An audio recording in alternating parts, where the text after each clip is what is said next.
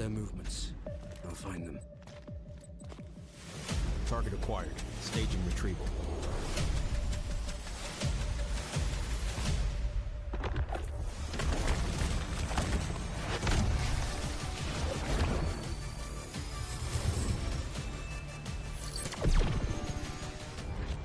The signal's blocked.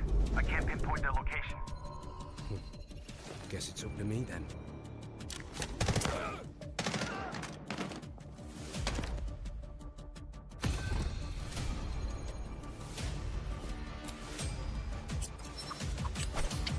The echo of truth cannot be silenced.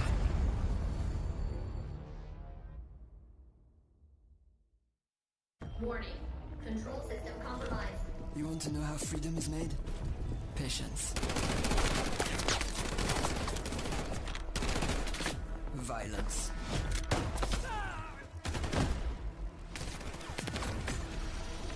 Struggle.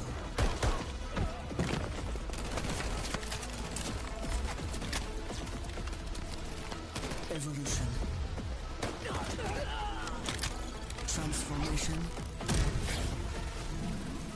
Combat. Liberation. Take Subject 42 alive.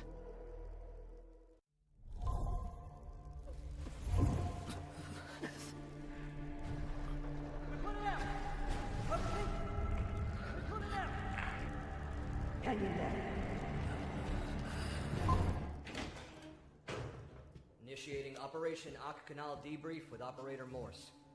Got it. Full review, right? You want me to put together a presentation? Come back. Command has concerns regarding the outcome. Detail the sequence of events.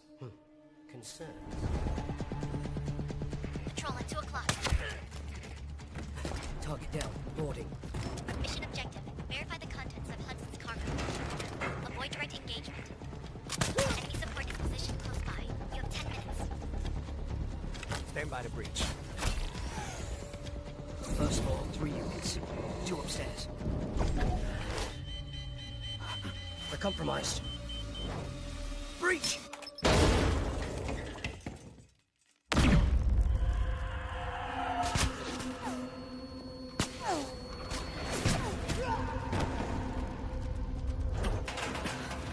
Bob's your uncle. Got evidence.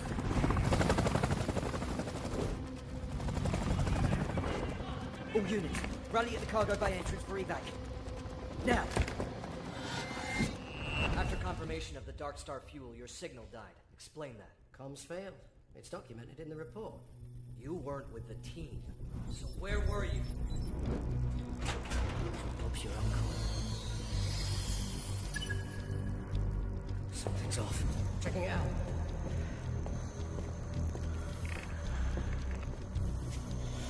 All units, rally at the cargo bay entrance.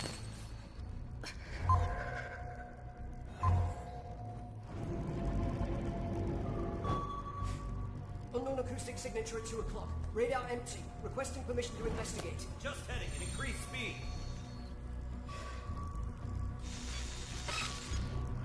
The sound's gone. Torpedo inbound! Bearing on 4-8! Defensives are down! Torpedo range, 600 meters! 400 meters! 200!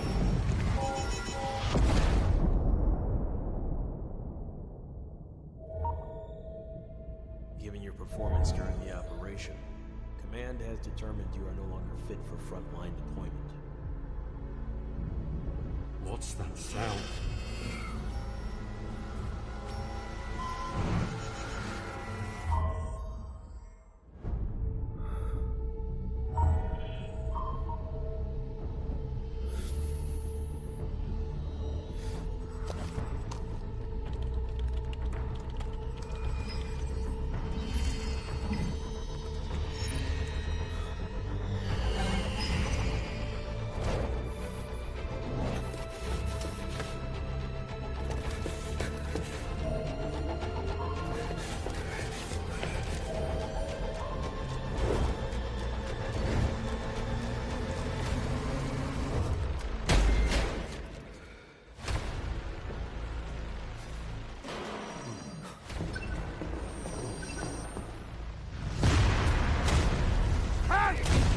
lie to me.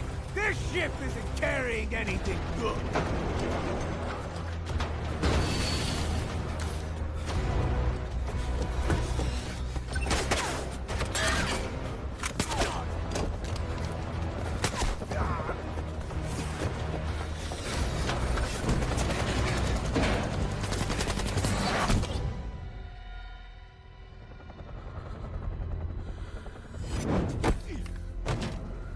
Got you, mate.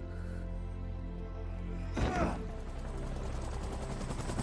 pulling out! I repeat, we're pulling out!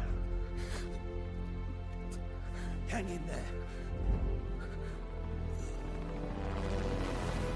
Cargo was confirmed, exposing Hudson's operation. So what is it you're actually searching for? State your reason for joining GTI. I'm looking for something. Something right in front of you. Something you cannot see.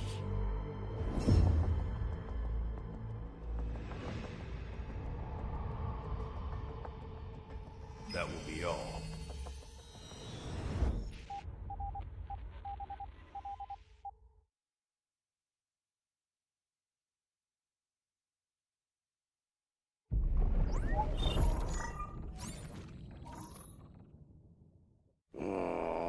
Can't I just have 5 minutes, peace?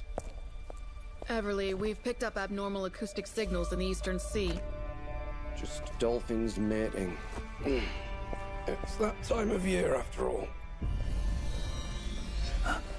You won't get away. Luke Everly, codename Morris. Class, Recon. Morris is a former Navy acoustic intelligence specialist with deep expertise in maritime acoustic environments, making him highly skilled in the analysis and exploitation of sound waves and portable sonar equipment. As an operator, Morris excels in the use of his jammer, a portable sonic device that disrupts enemies by reducing their audio detection range.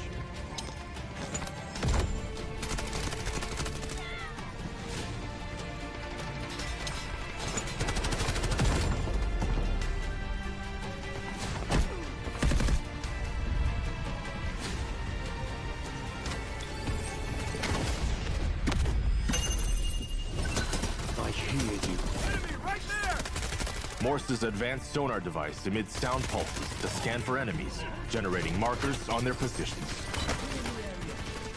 No more secrets!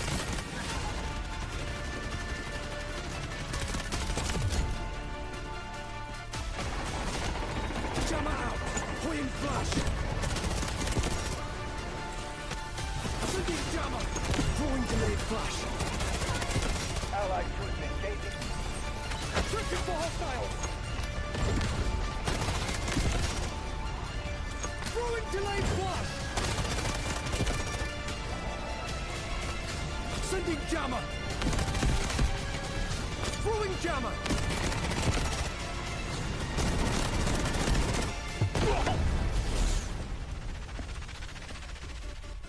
Shh. The storm is coming.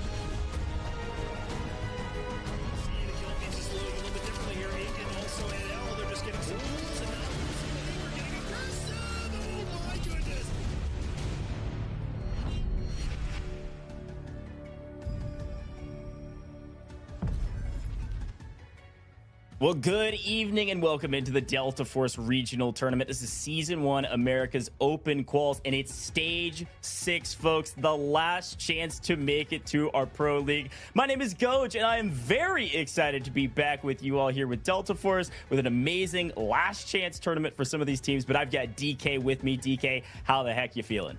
Hey, I'm pretty excited to see what Stage 6 is going to be going to bring on through. As we know, our teams, they've been grinding their butts off, right? They've had so many stages to work through, and today, as you said, right, it is the big one. There's no more opportunities beyond this, right? This is that final chance to see who's going to be making it all the way into the next phase. Yeah, that's exactly right. There's a lot of matches that have been happening behind the scenes, some on screen. We had EMEA earlier, the European regions all earlier today, which was a lot of fun to watch. It went all the way to Game 7 of our match. 5 different teams ended up with the mantle brick. It was utter chaos, and I'm sure our North American region, or America's region in general, is going to be a ton of fun here in the booth. Now, DK, as we're about to hop into the matches today, again, like I said, it's Stage 6. There's been 5 other stages of matches leading up to this one. Because it's the last chance, you think the nerves are high for some of these players? I mean, it's got to be, right? Because they know that there's so much at stake here. I mean, we've seen these teams grind it out day after day, week in, week out. And I mean, this is, again, right, that opportunity to see, can they kind of piece it all together, right? We've been talking about a little bit of it off camera as to who we are going to be looking at today. So I'm excited to see when we get to take a look at how these teams are going to be performing. Yeah, and that's exactly right. I think there's a lot we need to break down from a rules standpoint, but maybe you're just tuning in to Delta Force and its esports side of things. So let's take a look at a quick video to help break it all down. Delta Force is not just a shooter, it's a competitive platform. And the mode built for esports is Operations. Operations is a tactical extraction-based game mode where 3 squads of 3 players deploy into a map, fight for resources and objectives, and fight each other. Only the most tactical, coordinated team walks out on top. In competitive play, matches follow a 7-round format, up to 7 rounds played on maps like Zero Dam, Brakkesh, Space City, and Tide Prison.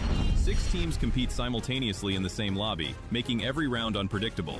Teams earn squad points, a combination of elimination points and supply points accumulated through in-game stash value.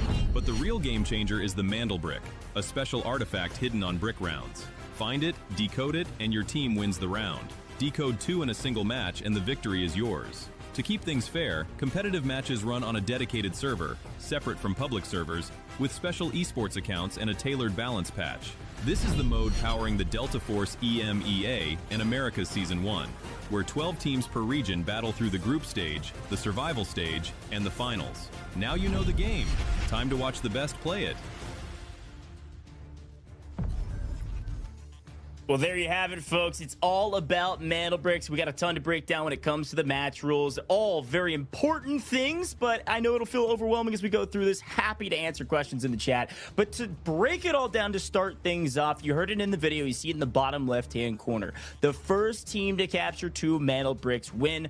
The box right next to that is the super important part of this competition, though. There are mantle bricks on round 2, 4, 5, 6, and 7. So we're not going to see this entire tournament done in 3 maps, but you could see this match done in 4. We don't have to play all 7. If a team was able to capture 2 mantle bricks at any point in this competition, we will end it right then and there. Round 1 and round 3 do have an air supply, which is a great way to get some high-value loot and set your team up for success in the future rounds.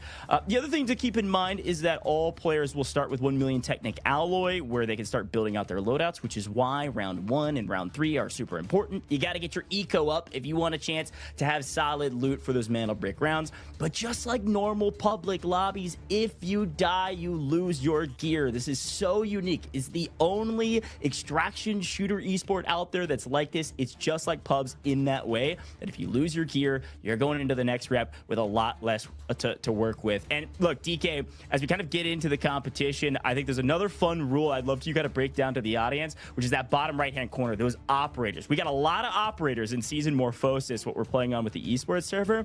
Talk to me about how it all works.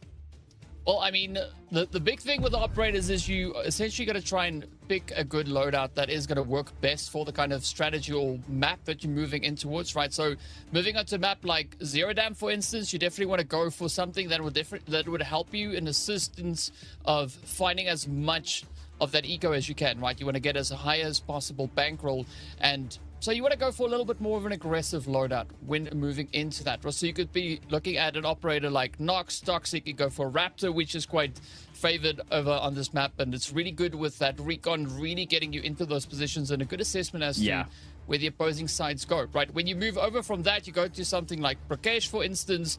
That's where you look to prioritize kind of different operators, right? You would go again for still maybe a little bit on the offensive side, something like a D-Wolf, but that is a lot more where you look to play for defensive positioning, right? Because that's when the Mantle Brick comes in. So you want to try and kind of control the angles, but you don't want to waste your high turnover operators unnecessarily, because you're going to need those in the later stages once we get to round 4, 5, 6 and beyond, right? So you want to try and maybe burn a few that you won't necessarily be using, but when we get into those later stages, that's where it really ramps up, right? You can see a lot of the Tempest, a lot of Stingers, a lot of Lunas coming out, and the squads are really trying to be as aggressive as they can and really control kind of the flow and the dynamic across the board.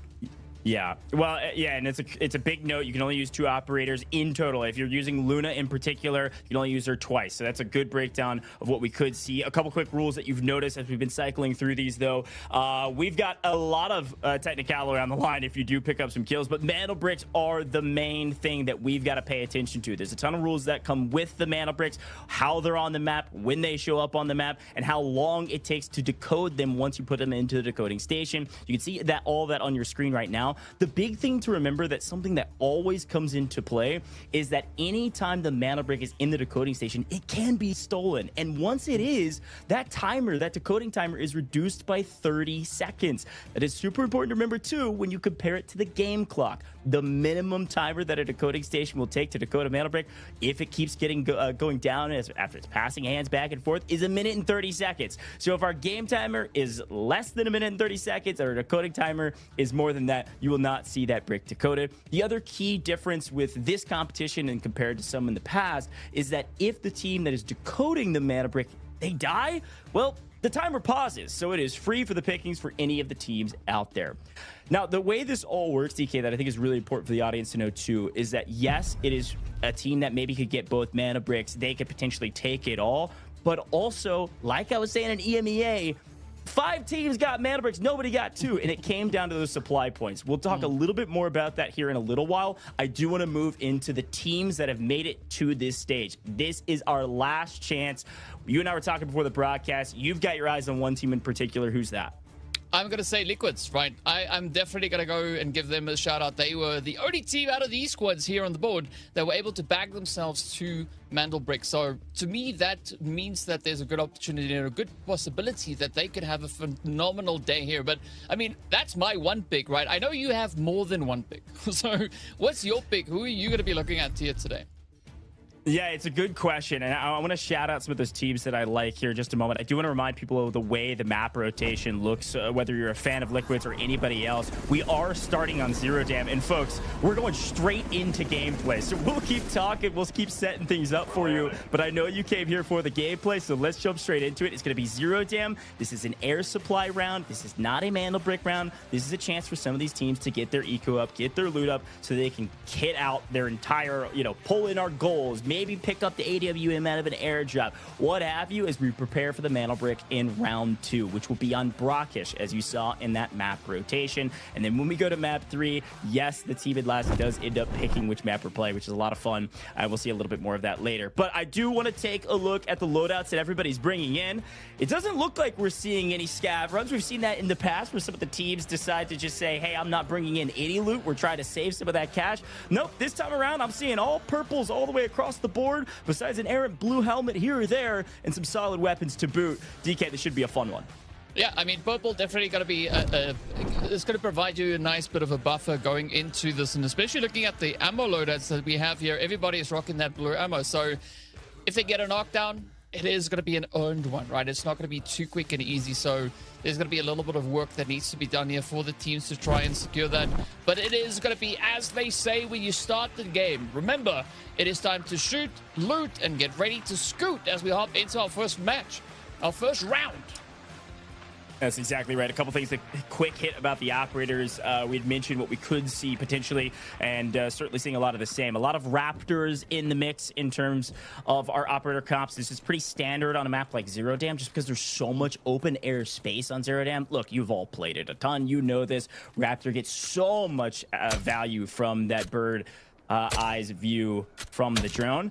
And we're already seeing, it looks like our team, Liquid's one of the teams that you mentioned to take a look at, already throwing some damage down range maybe on some opponents. But look, DK, I think a couple quick things to note to everybody is, yes, we do want to keep our loot. It is 800,000 Technic Alloy that is auto-deposited into each of these players' accounts anytime they pick up a kill. Eliminations, kills, they are everything in this competition. When there are not Metal Brick rounds, is a great way to get your money up.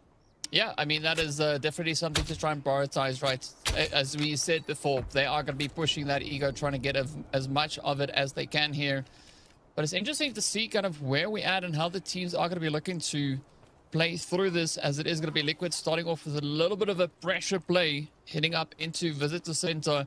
I mean, this is always such an interesting kind of compound to move in, right? I mean, it's quite removed from the rest of the playable area, so you mean business when you move in here, right? If you're coming into contest a squad, you want to make it as difficult for them as you can. And I like the approach from Liquid, right? Kind of moving up, coming through from that far southern edge, trying to play for the openings. But fortunately for the side of the opposing players, right, DF, they've got a nice position over to the north.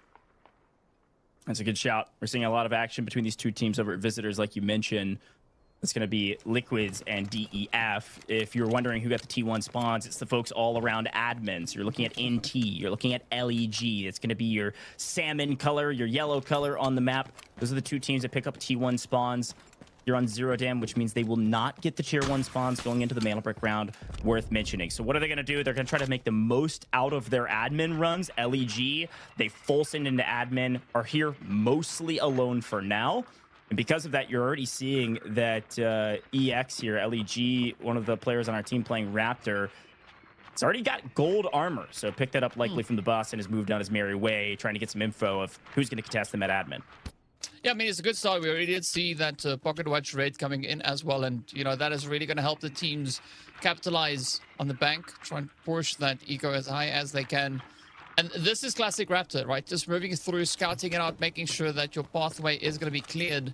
So you're not going to be running into any potential upsets here. But as we can see on the screen as well, it's not going to be as easy going here for them just yet, right? Legit also on that on the opposing edge, holding on the east, looking to kind of get their hands on as much loot. But down south, it is still a very much of a standoff position coming through here. I mean, Liquid's not really being in as much of a flow state as I thought they'd be here.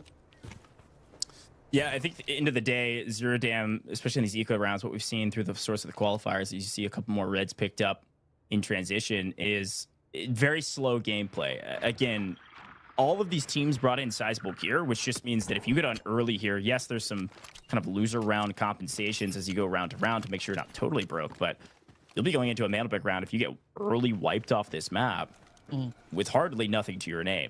And so you're going to start with a huge disadvantage. So these teams are going to play this nice and slow, take their time.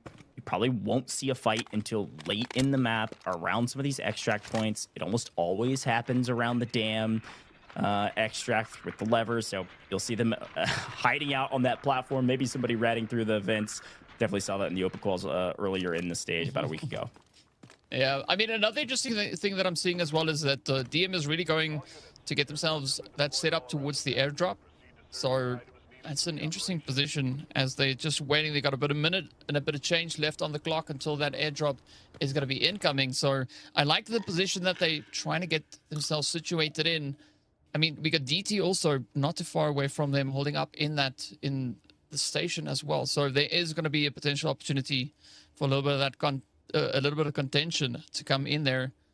But I mean, especially for DM, right? They can get their hands on some nice level 5 gear, and that is really going to help push not only the bank, but also just that level of safety for them.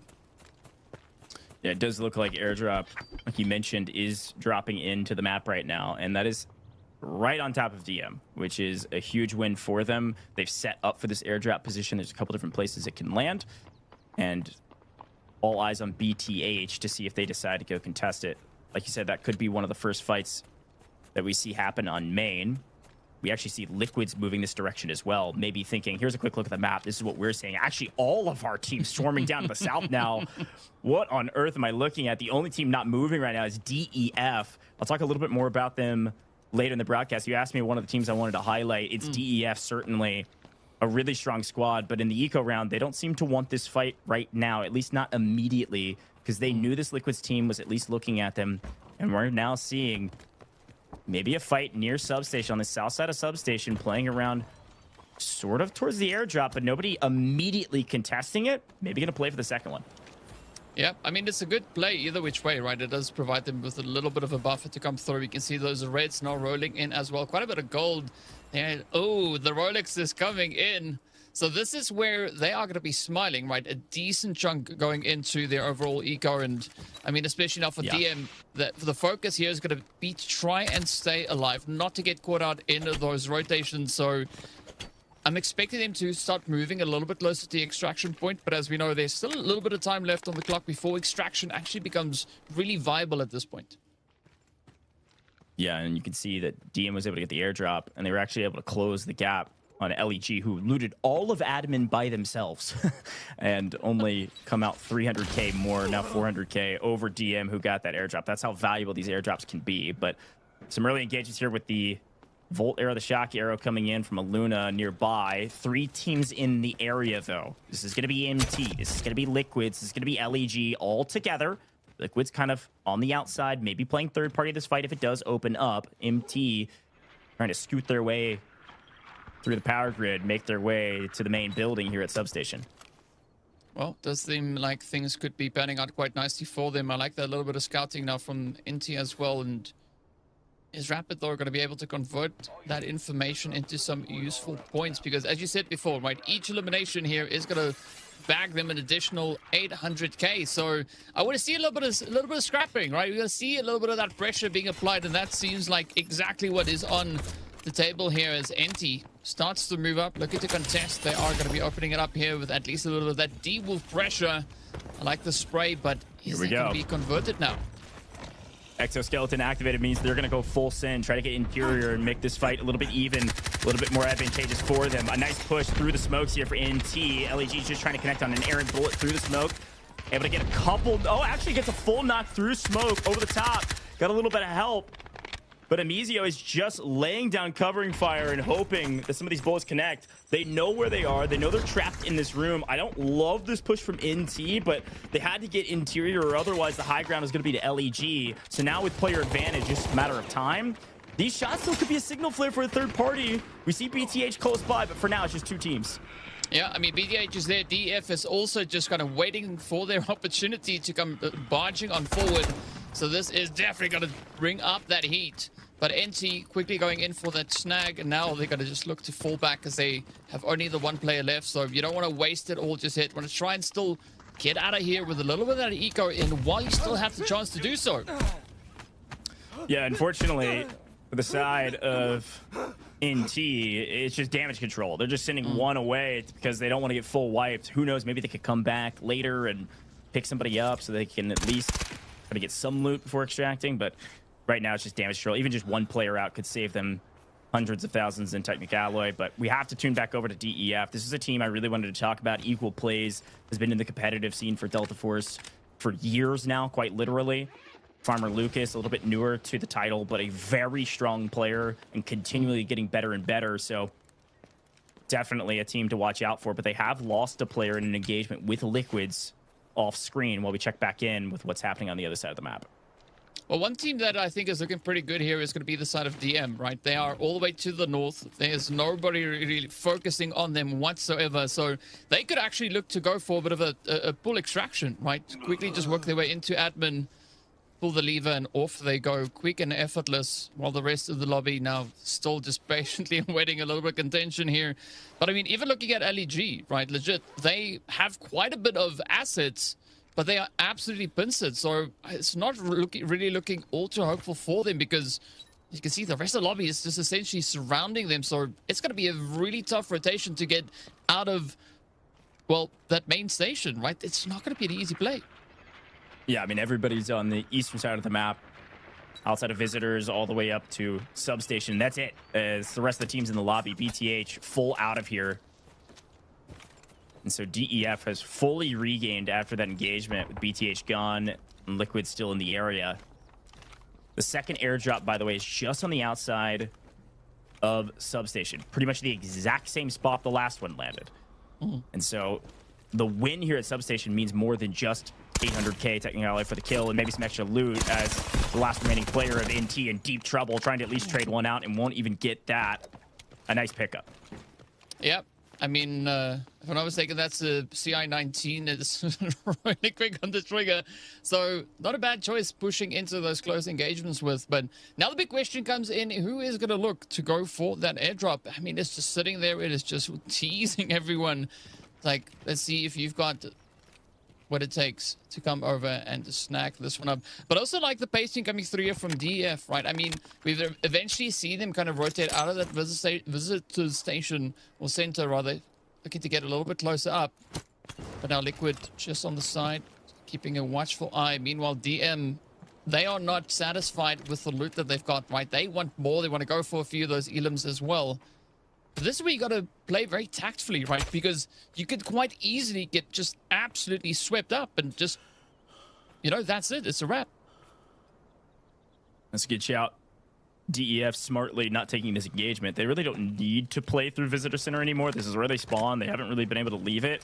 So now that they know Liquids is on their back, they're just going to back out of here, pick up some loot along the way that they so rightfully earned, and then maybe move to this airdrop. And again, this fight for the airdrop is extremely important for a couple reasons. One, it's another airdrop. Two, if you don't know, the second airdrop drops the AWM and its ammo. It's the only way to get the ammo for the AWM is through this airdrop. And if you've ever played with the it is extremely strong. It is a one-shot machine. And so it is a difference maker when it comes to metal brick rounds in particular. You can see DEF just creeping onto our mini-map right now. Maybe going to try to make a play for it because LEG just hadn't been able to move out of substation since they got here. I mean, honestly, they've got a really good pathing straight to that, right? Nobody is going to be looking to contest that. As you can see, DM, LEG, all just hyper-focused in on each other. But, of course, I think one drawback about the ARM, right, the AWM, is you only get 5 rounds. That's it, right? So you can't run around and take down the entire lobby. You have to be very selective as to how you choose to use that weapon. But yep, it is going to be DEF stepping up, coming through with a sneak. There we go, AWM in hand. Ammo about to load through, and now it is going to be a little bit of sweatiness being applied here as well. Lapua ammo, extremely expensive, as you can see it adding to the inventory there for equal plays. But a big pickup for DEF means they need to get out of this lobby ASAP. How do we get out? How do we get out fast? Do we try to pay for the extract? Do we go bagless? I think you could say send our AWM member to bagless potentially if you wanted to, or weight restricted rather, up on the ridge. But they're going to head all the way down to the south. Again, every single one of these teams is running a Raptor, so it is very easy to kind of aerial breach and clear, if you will, all of these wide open spaces. But back to some more action we go, DK, as Liquids is still just harrying people from a distance. Yeah, I mean, it's an interesting choice going in with the crossbow. Of course, it allows you quite a bit of that stealth play, right? The opposing side doesn't necessarily know exactly where the shots are coming from, so it gives you a bit of an advantage. But I think in a tight position like this, it kind of makes things a little bit more tougher, a lot more challenging as well. And yeah, now it's going to be whether or not DM or anybody is going to be able to take over the major substation here. Meanwhile, DF, their focus is just going to be escape, right? Just get over to the extraction point, and whatever the decisions they make from here, I think, is going to be quite important for them. At least, though, looking at the pathing, there's nobody there to stop them, right? The remainder of the squads all centered up right here in the major substation. So it is essentially a bit of a standoff. Almost call it a Mexican standoff. They're just waiting to see what is going to happen. And DM, it seems like they have now decided to potentially rather go for maybe a contention of DF or look to go for a full extraction. Yeah, this is a weird one. We are running out of game time. We have less than 3 minutes, and in classic America's Region fashion, we've had a couple fights. We see NT, of course, fully wiped. BTH was kind of wiped off screen. That was by DEF, by the way, who picked up all 3 of those eliminations, and Liquids couldn't third party fast enough. But now everybody's going, okay, wait, we don't have time to pull the lever and get out via dam. So now what? Do we want to extract? Do we want to just get hyper aggressive and play for some kills, and hopefully our safe boxes 3x3s are, you know, packed to the brim already? I'm not really sure what the teams are thinking right now, but everybody's playing a little scared because, again, this is last chance qualifier, and unfortunately Equal Plays, who is out by himself. The other 2 headed to Bagless, gets picked up in transition, maybe just out looking for a few kills. Equal, unfortunately, gonna get punished being a solo. Yeah, but it's not going to be the worst case scenario here for DF. As you said, the rest of the team is going to be looking to move all the way up to Bagless. And now we look at the rest of the lobby to see kind of what is the play. Because as you said, rightly so, there's not many options remaining with regards to these squads getting themselves off of here. Ooh, nice little bit of an engagement here as Legit looks to just kind of hone it in. He's going to be trying to push it up, but the play is there. Quick cleanup, 1 in the bag, but still 2 more to go. Efficacy of Viren coming into play. We talk about comp metas, and Viren is good in certain circumstances, oftentimes using zero jam to get around the map faster, but a nice, well-placed magnetic bomb on the push from Liquids means that we lose Jade of Eyes, and now it's going to be the Bowmaster themselves, Meg, trying to connect on something with a little bit of backup from Mr. Pooty. Definitely a very creative name. We'll give him that. But the shots now is Mr. Purdy is putting in the shots, getting those points secured. As a quick reaction onto Meg, though, right? You can't get too happy just yet, as Ali G Legit are going to be looking to contest and play the upset. Yeah, you're gonna have to be a hero here, Mr. Pooty. Let's see what you can do. Picks up a ton of damage. They're just gonna ego chow this, and that's a freebie. Mr. Pooty able to isolate into what would have been a 1v1, but LEG also is thinking, wait, I want to get out. I need somebody out of the lobby. We got to protect some of our assets.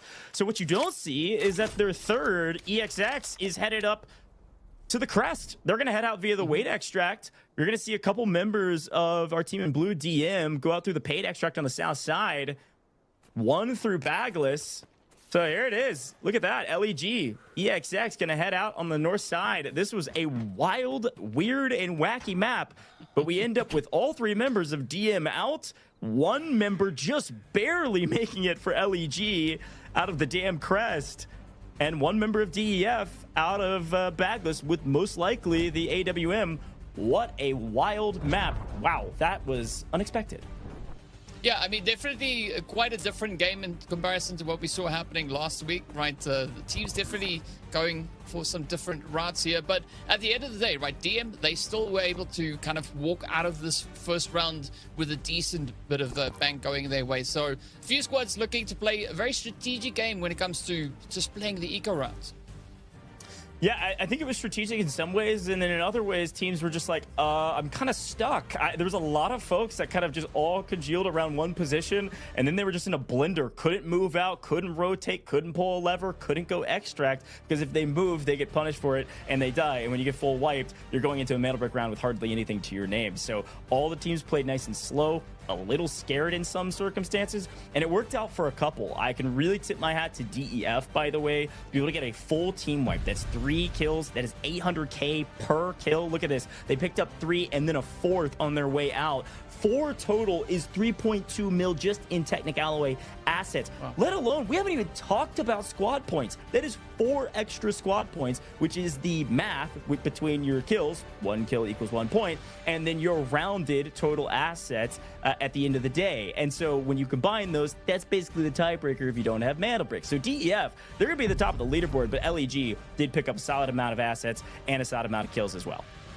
Yep, it's going to be a really good foundational start, foundational play rather, going through off of our first round here. So DF looking quite happy, quite comfortable, and a decent chunk of change going their way.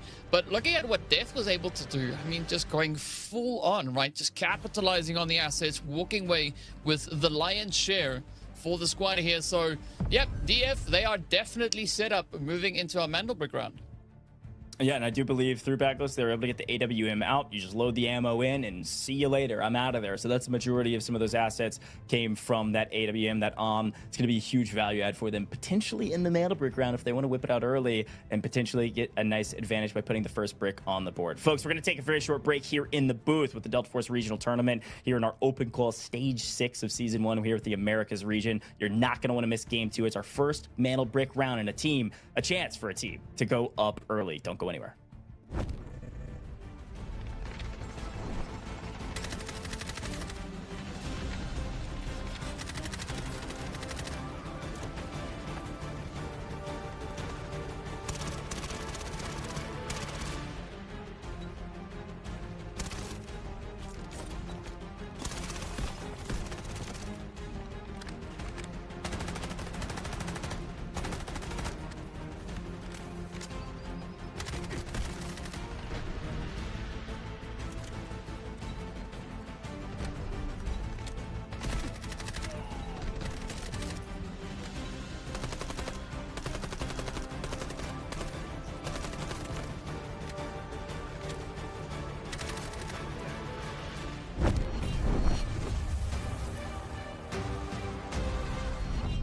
Building up here in administrative, right? There's so many hallways here to try and just work your way through, but Jota really on the action there as they push onto DNA and gets the full wipe. Out of this, maybe with the perfect timing on this, might be able to find a perfect little bit of a clap, maybe smoking a line up. That's not bad, and doing some good damage, and now needs to reposition one more time. Gets out of the high, drops low. You can see there's just players left, right, and center, but there it is Jota being able to find a good kill onto Loco. Now it's just BK lighting up the kill feed right now, and just like that, you can see NL, they've already lost 2 of their players. This leaves it for 1 player remaining, and look at this, just going open into the streets, just looking for the duel, and it's not even going to stop them at all. This Raptor definitely has a little bit of a bite.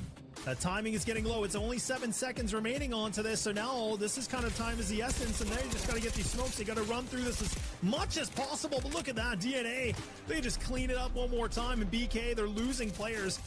Like bullets, being able to find the side kill a little bit here, but it's just, again, dropped like a fly. So let's see whether or not Loops can actually use that to its full extent. Now getting absolutely blinded, and this is that entry that BK now looks for. Up they come, rather beautiful jump, but NC now just getting absolutely clapped, hit off the hit. I was thinking like Godly was a really nice little bit of an opener, but oh my god, you got covered on 35 seconds still on this extraction, so this is where it gets really nuts. This is where things have to get moving a little bit. You can see that Loops right now just kind of posted up as much as possible. Hacklaw just kind of, again, utilizing a little bit of the abilities of the operator here. Now Phantom's going to get on out like I talked about.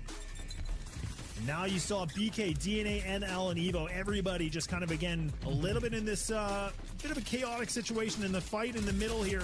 It's just a battle of surviving as much as possible. 6 seconds remaining. You have to get to the point now. And this is where, again, look at the kill feed. It just absolutely goes back and forth. And my goodness, you can see that NL were able to escape with the double. Now 10 seconds remaining here for Evo. All they have to do is just hold on to this. It's just time ticking away, and Widows is going to get close onto this, and you can see the decoding trying to get attempted here, but 2 seconds remaining. Is they going to be able to find it? No, they will not. It's going to be Evo. They will be able to find the Mandelbrick, and they have been able to extract it. It's here onto the Mandelbrick.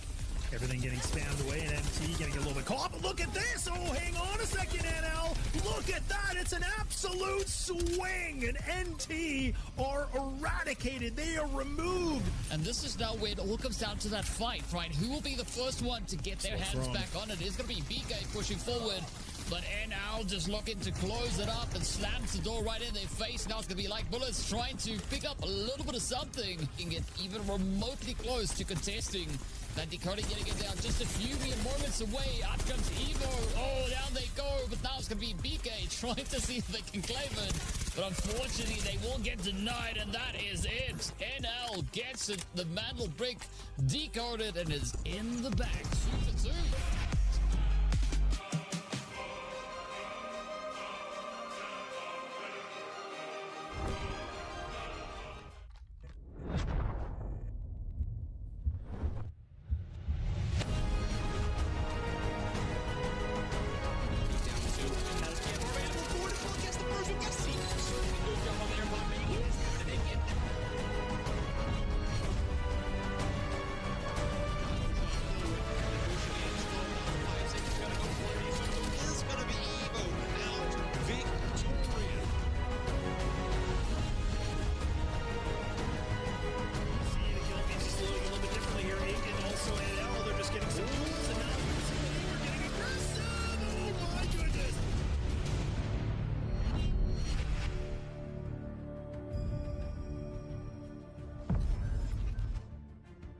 Welcome back to America's Open Qual Stage 6. We are done with Zero Dam. It was our eco round, and frankly, we had a couple people extract. We had a full team extract through Arcade at the bottom, but otherwise, it was kind of a bloodbath and kind of slow at the same time. I don't know, DK, it was a wild one. Didn't even see the lever pulled.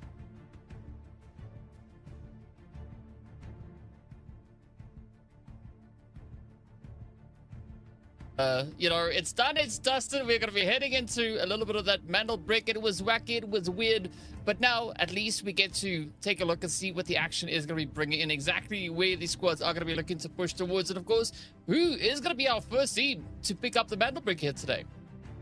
Yeah, no, Mandel Brick rounds totally changed the game. We're going to moving into Brakkesh, and I'm excited to take a look at overall leaderboards and stats and all that good stuff. But at the end of the day, Mandel Bricks are everything. And we were going just flying through the top of the show. So I do want to remind people, you gotta give first today, okay? So AM&EMEA, we had 5 teams get bricks, and it did come down to these squad points you'll now see on the far right-hand side. But if a team gets 2 Mandel Bricks, they've qualified to the Pro League, and everybody else is gonna have to figure it out in the next split. So this is where the rubber meets the road in these Mandel Brick rounds. DEF is gonna be at the top because they did get 3 players out, I believe. Or actually, I only got 1 player out, but with the AWM, with that and its ammo, plus the 4 kills, put them at 12 total squad points. But then LEG picked up 4 kills as well. So the way this works, again, it's rounded total assets plus your total kills gets you your squad point total. And then Demon Esport, they do pick up 8.9 in total assets, so that'll put them at 10. Everybody else, you know, 5-5-2, nothing really to write home about. Not really going to be frustrated about how they're going to have to play likely this Brakkesh round with very little loot to work with. Yeah, I mean, definitely looking pretty decent for a few teams here, so I'm curious to see what their choices are going to be rolling into our very first Mandel Brick round. And essentially, this is the one that matters, right? It helps you kind of set that base. And, I mean, if it goes well for the team who picks up this one, they get the next one in round number 4, they're going to be smiling, right? Because they are going to be able to close this up really quick and fast. So, yeah, I'm looking forward to seeing what Brakkesh is going to be bringing in, where the pressure is going to be applied, and whether or not DEF can actually keep that same kind of pacing that they brought over in the first round. Of course, taking a look at our operator pool, I'm curious to see what the plays and the picks are going to be moving into our round 2, right? Are we going to be seeing a little bit more of that defensive utility being played, or is it going to be just a little bit more of a burn and go opportunity? Yeah, I mean, speaking of burn, we're going to be looking for a lot of incendiaries. It's going to be a Luru all day. So if you can see, looking at our operator pool, like I said, every single team used Raptor in the Zero Dam map because it was wide out in the open. When you talk about Brakkesh, you can even see it here in our spawn prediction screen. There's a lot of open spaces going into Brakkesh as well. Now, one of the other things about spawn prediction that you can see is that the only rule for spawning is that you can't get T1 spawns back to back. So you're not going to see BTH or LEG in those T1 spawns. Why are they T1? Why are they tier 1 spawns? Because they're the closest to the Mandel Brick spawn, folks. This is going to be a fun one. I don't know if maybe those T2, T3 spawns means coming late to the party means you're going to win that party, but all I'm saying is I'm excited to get into it. Yeah, I mean, aside from that, you also got to keep an eye on just, you know, getting yourself on. If you got to get the Mandel Brick, potentially looking to go to get yourself set up on the decoding station, looking to contest that play, or looking to go somewhere else. But we do see quite a few of that defensive play coming through now. Shepard, Uluru, all across the board here.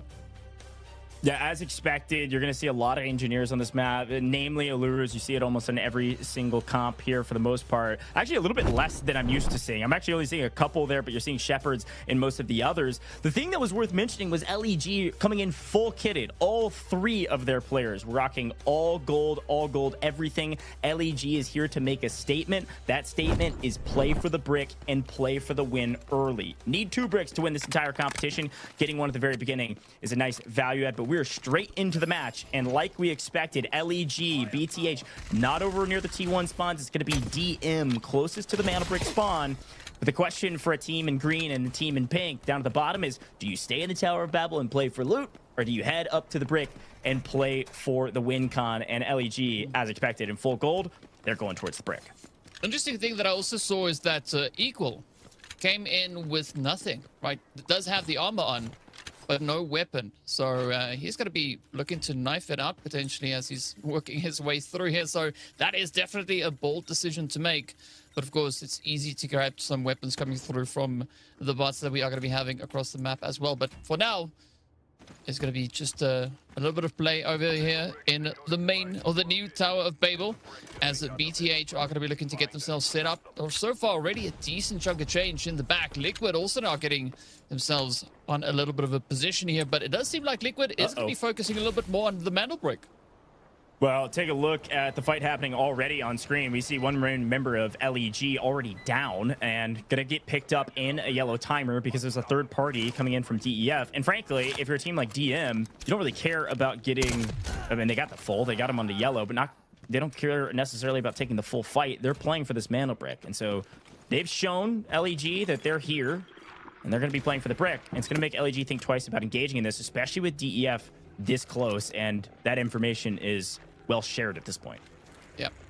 Well, so now it's just going to be down to how they can look to manage this, and they're just patiently waiting for that decoding to go somewhere, as the pressure is going to be on. DM going to try everything they can to defend it. We've seen the mantle break change hands quite a few times in last week's games, but not so much over on Brakkesh. So I'm curious to see whether or not DF is going to look to contest it. So far, it seems like that is exactly what they're looking to do, as Equal is going to be feeding a little bit of that pressure, but DF now just very kind of decisive with their position. Not going to try and send it all out just yet.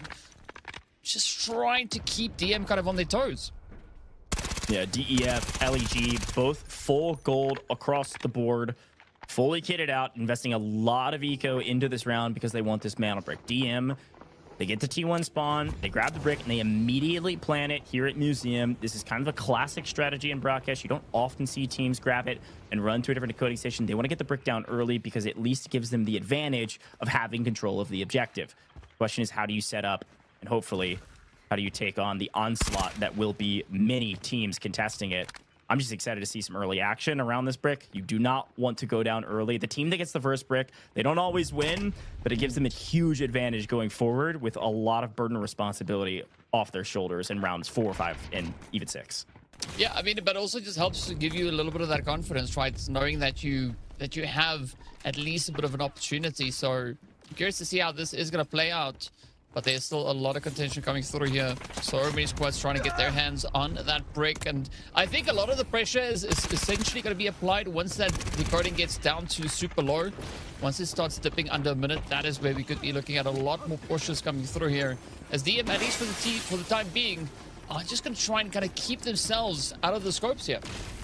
Yeah, here's DEF. Folks, there's 4 teams in Museum right now, or right on the outskirts of it. You can see them, nearly all of them, on your minimap. And all of these teams in traditional 3v3s are going to be waiting for some of those utility timers. They're going to be waiting for some of these folks to burn some of their util and then take fights, looking for any semblance of an advantage. But when there's 4 teams around, all hell just breaks loose. It's utter chaos, and whoever moves first usually gets punished. So a big standoff here, but still 70 seconds is going to feel like a lifetime for some of these teams before they have to steal. They do not want to scam early. They don't want to lose a player early. We got to make a play for it. And without anybody investing a Tempest this early into the competition as expected, you can't really cheese this steal. Ooh. I mean, you can't really, but does it mean that they are not going to try and do that? I think they're going to try to do exactly that. As you can see, DF now trying everything possible to get themselves just that extra bit closer. But DM still kind of keeping themselves relevant here. They are going to try and push up quite a few of those mollies now coming out, really looking to heat things up. But look at Liquid trying to steal a quick, easy trade-off, but instead he's going to get traded. In the chaos, perfect timing. DEF, well read on the map. They were able to notice the utter chaos around them, hear the shots being fired and people falling, and they said, this is the perfect time to grab the steal. What was a 4-minute timer down to 20 seconds gets reset to 3.5 minutes. DEF just bought themselves a ton of time, and they have the power of holding the brick currently. They don't have to sit on this mantle brick decoding station, while off screen, by the way, Tower of Babel, BTH is pulling the face. It's 1.5 mil. But they just wanted to reset the timer. They don't care about it getting stolen right back from DM. They just want more time to hopefully catch some of these teams unaware and give them at least player advantage in some of these fights. But something we also see happening is it essentially turns into a war of attrition, right? Because they only come in with so many rounds. So you got to be very careful as to which engagements you choose to take. because that could end up you spending quite a bit of that utility. So I want to see, are they going to look to try and make a few sensible pushes here, as we've got Megs also now going for the quick pickup. It's going to be just carrying around their teammate to bring back the full 3Ps. Meanwhile, Liquid, right, they are just frantically searching for any and every opportunity to get themselves closer to that mantle brick, and even the contesting teams. LEG trying to slow walk around. DEF just clearing out both the choke points that they have based on the position they are in Museum. The problem is still kind of pinched. I still put DEF in the best position just because they have full control of both of these hallways. The problem with it, of course, is that two of these teams decide to push at the same time, they're going to be in trouble. So again, you're seeing a couple of these teams invest some of those recon operators, those info operators like Raptor, going back to back on Zero Dam and Brakkesh. Makes a ton of sense with what you're able to find with this drone. And Farmer Lucas going to try to get some intel of where is this team. Oh, they're below us. Okay, so we at least have mapped out where Liquids is. They've been able to pick up their res from earlier. Anytime you have the info, gives you a better advantage in taking some of your fights correctly, knowing that you're not going to get third party if you move within a certain window.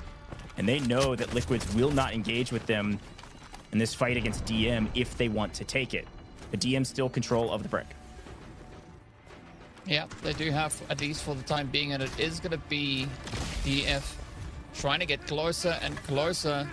I like the upset, just a little bit of pressure being applied.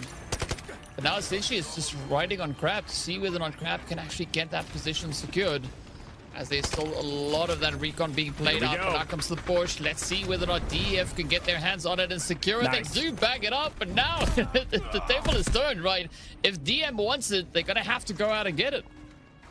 Yeah, unfortunately for Farmer Lucas, they did get the smoke down in time, which was nice, and he was able to stick it and grab the steal. But once DM knew he was there, there was no way he was getting out of there for free. He didn't have his teammates backing him up, holding that sight line, because the triple blaster came in to zone them off. So Farmer Lucas is down.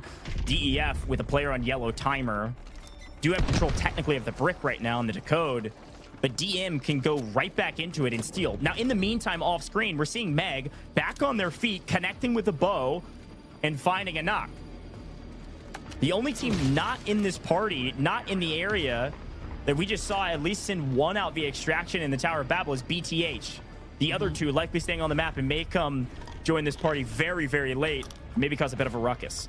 Yeah, I mean, but for BTH, it's pretty great, right? Already they have that 4 million worth of assets that they've already been able to bag up so far, and they're going to look to try and capitalize as much as they can, right? Trying to push up that eco as high as it possibly can find itself. And oh, beautiful hit with the crossbow. I just love these plays. Yeah, that compound bow is very strong if you can hit your shots. And if there's anybody who can hit their shots, it's Meg. A great connection there. And picks up the Rolex as well. Well earned, certainly, to find that connection. And that's some extra technicality. But we've got a big fight still on our hands around this brick. A lot of util still landing in the area. A lot of these recon drones still being sent out to try to get info for the next upcoming push. And unfortunately, over peaks and overstays their welcome in that sight line. DM picks up one member of LEG, which is going to force them away from this brick. They're going to be forced to retreat, which is going to give a window potentially for DEF to make a move here. It's going to be DEF versus DM, and they've been able to pick up Farmer Lucas. So it's a true 3v3. Here's a ton more util, some more smokes. DEF still can't make a play over to the mana brick, and now with some of the util on timers, I don't know how they're going to make this push without just full sending and swinging and hoping and praying that they win the bang out. I mean, that might essentially be their only hope here if they're trying to kind of regain a little bit of that control. But the timer is going to be ticking. It is almost there. The decoding is nearly done. 20 seconds on the clock. DF is going to be pushing up, and now this is DM's opportunity to try and regain a little bit of that territory. But Liquid also getting closer.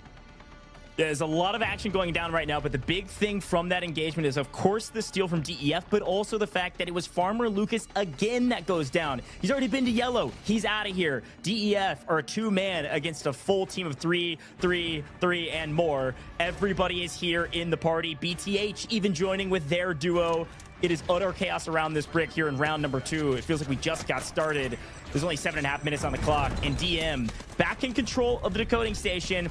The minimum is now 1 minute and 30 seconds. It will not go lower than that every single time it gets stolen.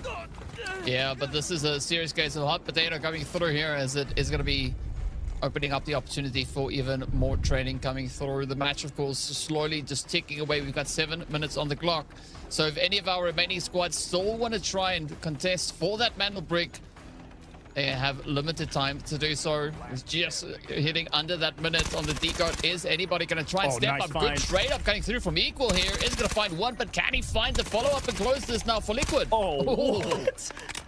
Oh, unfortunate misstep there from Liquids. Meg goes down. It felt like either the comms were bad or just a complete mistake there from Jade Advise on where the angle was, but we can't talk about it anymore because LEG is now on the prowl. They've picked up one member of NT down below, so NT down to 1, Liquids down to 1, NT with the duo technically 1 down, but DM still on brick and 26 seconds remaining. I don't know if DEF are going to be the ones to play spoiler here. It's going to have to be somebody else. Where does the burden lie? Is it going to be on NT? Is it going to be DEF, or a DM just going to grab it? Equal plays might just stick this.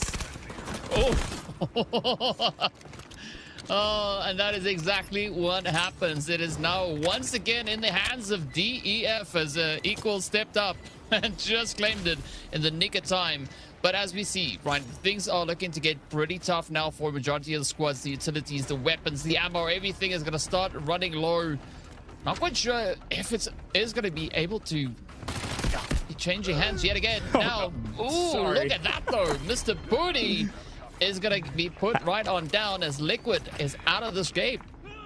Yeah, unfortunately for Liquids, Mr. Pretty had to be the hero again this time. Just full sent, because what else are you going to do at this point? 48 seconds, only one team fully eliminated. BTH, one player out of the lobby with most of their assets from the Tower of Babel Spawn they picked up. The other player just trying to play spoiler or maybe try to steal the last moment. With all the chaos that's happening, you never know what could happen. Equal Plays having a game right now. And DEF still with control, but DM with some util invested are going to try to make a move here to go for the steal. And in transition, it's actually NT and LEG surrounding them. NT down below, LEG up above meeting them.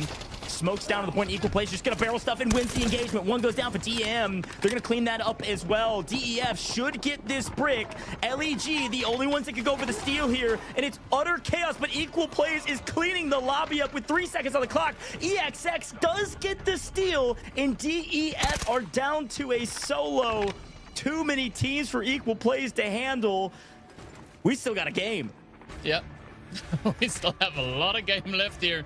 I mean, you can see the teams, of course, so hyper-focused on getting their hands on their mantle brick that they're kind of forgetting about the the extraction point. But it's not going to matter at all here. As you can see, DEF also getting cleaned up. Out they go. Now it is down to the remaining 4 to contest for that mantle brick. Legit, though, they have it under control. And all they got to do now is just defend it for the next few seconds. LEG, legit Brazil, with a chance to grab this brick. Being late to the party sometimes pays, and now with another full team wipe on DM, the team that started all of this chaos, we now have BTH still with 2 on the map, LEG with 2, and NT have gotten their res and now have all 3 alive. Again, a minute and a half is the minimum that this decode can go to. So BTH gonna stick this, gonna grab the steal. It's gonna go to a minute and a half, and we still have time. But our game clock is coming in very soon to be a huge problem for these teams. And unfortunately for BTH, they may have grabbed the steal, but they lose one in the engagement. Yeah, that is going to make things quite challenging now for them. It's all going to be up to their final player to see if he can maybe just contest as he pushes forward. Liquid, or Legit rather, down to that solo now. It is going to be quite a difficult play here for Marino to hold strong, but he is going to try and make a play as Tooth comes through. Is going to be sending everything he can, but unfortunately, they're not going to be able to play too much of an upset. BTH, out they go, but at least, though, walking away with 3 million in the bag. Yeah, I mean, honestly, a great play from BTH. They pick up all the loot they can in Tower of Babel. They get one out. It's a very classic strategy. The other two just come to play spoiler and get chaotic, and they almost walked out with the brick. All of a sudden, we find NT, a full team of 3, and LEG down to a solo. Our timer is fully paused because BTH had control. This is a free brick for NT if they don't scam here, which they certainly wouldn't in a 3v1. Unbelievable turn of events as all of our teams ended up addressing this brick. Oftentimes, the Americas regions can be criticized sometimes for the slow pace of play. But not when it comes to Mandelbrick rounds, apparently, at least today, when it's your last chance to make it in. Mandelbricks are everything. You got to win this competition to make it to the Pro League. Yep, you definitely got to bring everything you can. So far, there's been so much brought to the battlefield here. I mean, essentially, it does look like NT is going to have this one in the back. Timer is going to be quite favorable for them here, as well as we can see the match slowly just ticking away. The armor's still looking pretty decent, so it's not going to be too much of a troubling angle here now for NT to try and push on through, as they are just going to be looting it up as well, you know, on the legit side. But this is all the pressure now riding on Marino's shoulders, right? Can he maybe look to still contest that Mandelbrick? So here's the thing about what LEG should try to do here. He's got to go for a steal. He doesn't need to live. Just needs to get the steal. If he gets a steal right here, it will reset that decoding clock to 1.5 minutes. Look at our game clock. It could just prevent NT from getting the brick. But LEG instead goes for the kills. He's able to get one. Can he get a two-piece? One isolated. The other, unfortunately, barrel stuffs him, and he goes down. That is not only going to be another kill for NT, but it is also going to be a Mandelbrick for them as it comes through the decoding station now. What a round for NT. And what a round for our audience. Holy cow, that was nuts. It was sweaty, right? But we like it, the sweatiness coming through. I mean, NT doing a phenomenal job managing to kind of just deal with the pressure coming in on that legit side. And you know what? I think they did a really stand-up job here, right? Walking away with the Mandelbrick, but now the pressure comes, right? Can they keep the pacing going? Can they come back in round number 4 and do it yet again?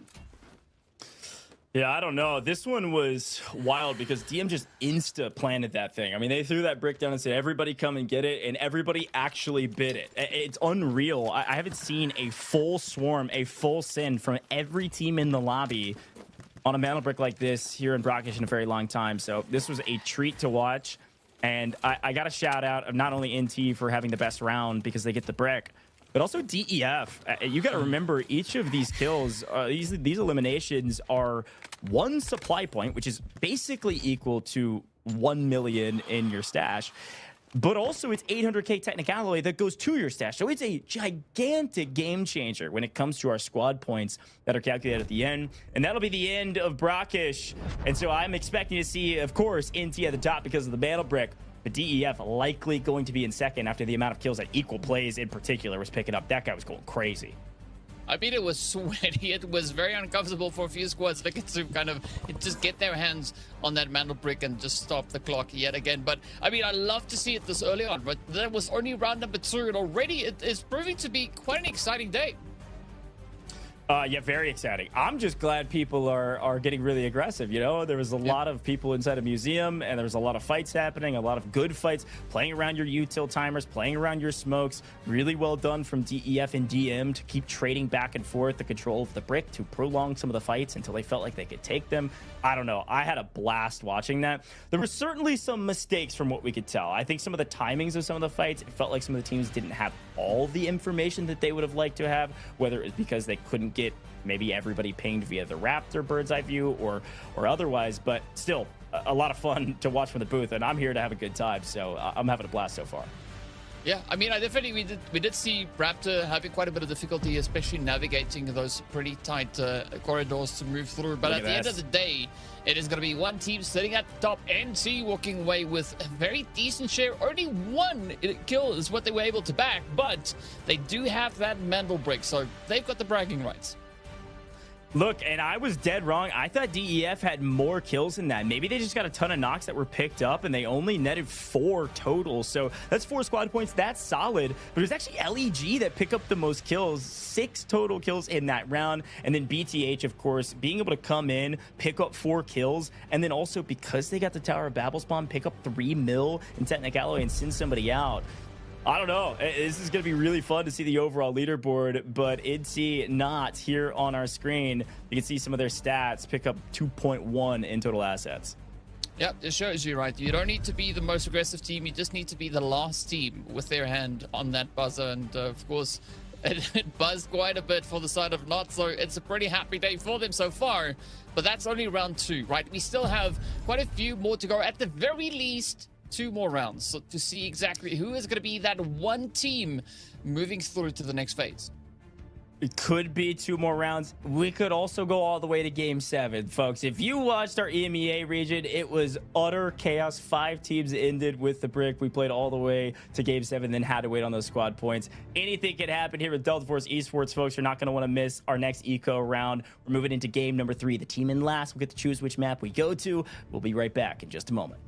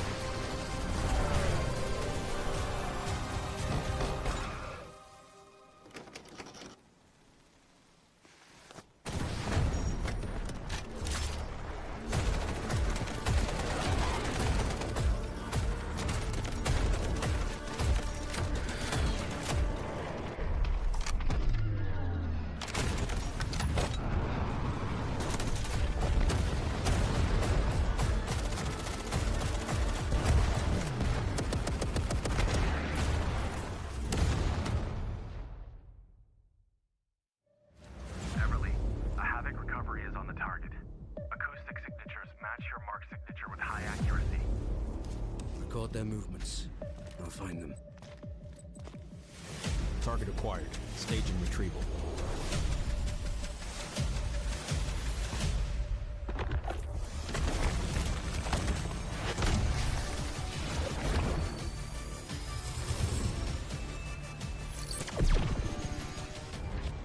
The signal's blocked.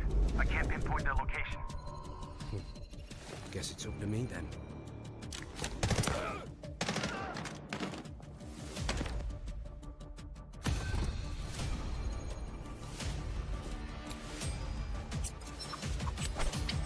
The echo of truth cannot be silenced.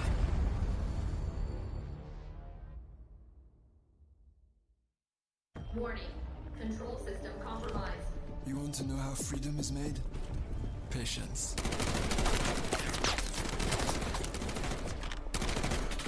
Violence.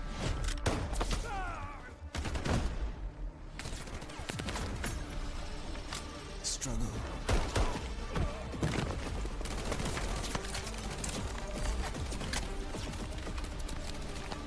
Evolution. Transformation. Combat. Liberation. Take Subject 42 alive.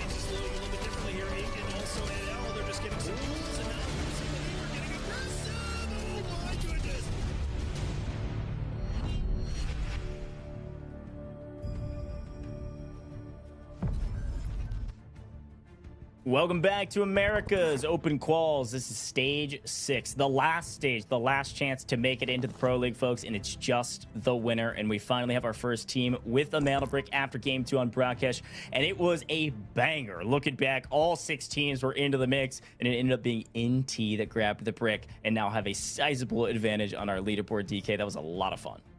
I mean, that was absolute carnage and chaos, and we'd love to see it, but of course, we're not going to be heading back into Mandelbrick just yet. Of course, we are instead going to be heading into a little bit of that airdrop play, as we do need another round of ego. But speaking about ego, though, not sitting on a very comfortable 6 mil, and those 6 squad points coming in alongside that Mandelbrick, but very close behind them. Of course, based purely on points is going to be legit Brazil. They're currently sitting with 18 squad points, so they're going to be the team to catch. If not. Yeah, no, this is a fun conversation about how our leaderboard works. If maybe you haven't tuned in a ton, it's Mandelbricks first and then squad points second. So it's funny because Not has 6 total squad points, which is last in the lobby because they really haven't been able to do much of anything. They come in the latest to the party. They pick up the 1 kill that they needed, and they have a little less than 6 million total assets because it rounds down. And so because of that, they only have 6 squad points, right? But it doesn't matter. They got the brick, and you're just trying to win. So if they get another brick at any point in this competition, GG's, it's over, and Not is moving on to the Pro League. But for a team like legit Brazil, they're in a still very solid spot where if they get a mana brick, they're going to win that tiebreaker of those squad points and likely be at the top of the leaderboard. But it does look like our team in last has decided to pick Tide Prison. So we're headed to Tide Prison. We may see quite a bit of swimming today here on Tide Prison and some crazy cruddy corners. Should be a lot of fun and a lot of crouch walking. Yep, but we love to see that. So, of course, we are moving into a little bit more of an indoor play potentially as well. So I'm excited to see how this eco round is going to work out, and could we potentially maybe have DEF going for the top spot once more, or could this be that opportunity for Not to come through and try and bring in a little bit of an upset here? And of course, still the operators are going to be pickable. Ideally here, I'm going to be looking at like a Nox Gizmo Hacklaw loadout potentially coming through here. That's what I think would be a really good combo. I think all 3, you know, some mix of those plus others. Maybe you throw your second or first Shepherd. Maybe for some of those teams that haven't used Shepherd yet, you could throw that in there. But definitely going to see Nox utilize, Hacklaw utilize. There's no question about it. They have a ton of value on a map like this because of how many, I call them cruddy corners, but how many close CQB fights and rat fights, if you will, hiding in corners, sneaking around. That's Nox all day and Hacklaw coded. So you're going to see that a lot here in this eco round. Also, you can see the spawns, of course. DM Liquids picked up the T1 spawns over on Brakkesh, and so moving into Tide Prison, they will not be there, but could be anywhere else. This is best case scenario for them because that does allow them, when we go back to the Mantle Brick rounds, to potentially get T1 spawns again. So pretty good rotation for them. But otherwise, here in our Tide Prison round, I mean, something else to consider is that, yes, it is an airdrop round. There's also something interesting about Tide Prison that they have a supply mission, the GTI supply mission. Plant those charges, get that loot, and that's how you get the AWM, the ARM, in this map. So let's take a look at our loadouts as we go into our eco round, see if we can pick up anything. You know, namely, I'm still seeing Meg rocking that compound bow, not changing anything at all, besides this time not wielding any armor at all or helmet, saving the money for later. I respect it. Let's see what they're able to do in this map. It's going to be an exciting one indeed. And of course, they also get 10 rounds for the AWM, right? The AWM. So if you want to try and capitalize on, if you've got the first five that we saw coming through on our first eco round, this is going to be that opportunity to now sit with potentially 15 total rounds. And I think that's where you could really look to start utilizing the AWM, right? Speaking of which, it is going to be Liquid starting us off there up towards the northern side of the map as they go ahead, going for a potential mission here. Looking to just maybe to push and make a little bit more happen for them. Could see an early engagement on the south side of the map right now. I would love to take a look at that DEF, NTP, potentially NT rosters about to engage. It looks like they're sprinting at each other on the south side and have picked up a read through the window. Yep, you can spot each other. They know that they could get in an engagement. Now, here's the thing about Tide Prison. some of these teams, this fight could take, I know they're right next to each other, this fight could take a very long time. We're not going to just bust open the door and bang out a fight that we don't have to. And so you can see NT not even trying to elongate the fight. They're just going to run, tuck tail, and hide. And DEF are going to say, do we hunt them down? Probably not. Let's just get whatever loot we can and maybe play for that GTI supply mission later. Go for that AWM, that or maybe just loot up south side of the map. Yeah, I mean, at this point, that is probably going to be the bit that makes the most sense here. And I mean, NT, I think this would also be a great opportunity for them also to try and increase their eco, because they only have that 62k that is currently allotted to them that they've been able to find so far. And especially moving into Space City a little bit later on, right? You want to try and get as much eco as you can, because it could turn into quite a bit of a sweaty engagement. And as you're looking across our operator selections, as we rotate around the map to each of our teams, you actually see that LEG have invested 2 and all, if you will, of their Nox selections for this match. Of course, potentially going to map 7 means that all of our operators will be reset, as it does look like Eagle Plays picks up some champagne. Nice find. Well, 333k. But yeah, 2 Noxes for the side of DEF as well, and a Hat Claw. This is pretty standard meta when it comes to Tide Prison. So we'll see what value they can get from sneaking around and making, well, frankly, just not a lot of noise. Full-on stealth approach, that is what they are going to be looking to go for here. I'm curious to see what Equal will be doing, but in the meantime, it is going to be Farmer Lucas also bagging up a little bit of bank there as well, adding that 400k onto the overall tally. And now they sit on 1.3, so it is looking pretty decent for DF. But the big deciding play here is going to be, are they going to look to just kind of go for that ego push, or will they try and pick up a few players along the way? Meanwhile, Liquid, though, they're just pushing all the way to the side, looking to be quite removed from the rest of the lobbies. Yeah. I mean, what do you make of this play, though? Well, I mean, here's the thing, right? In normal pubs, you're not necessarily fighting around these staircases, but out here in these super sweaty competitive lobbies, there's people hiding everywhere. There's fights happening on the outside of the map, rotating down to West Lookout area, just trying to rotate into the south.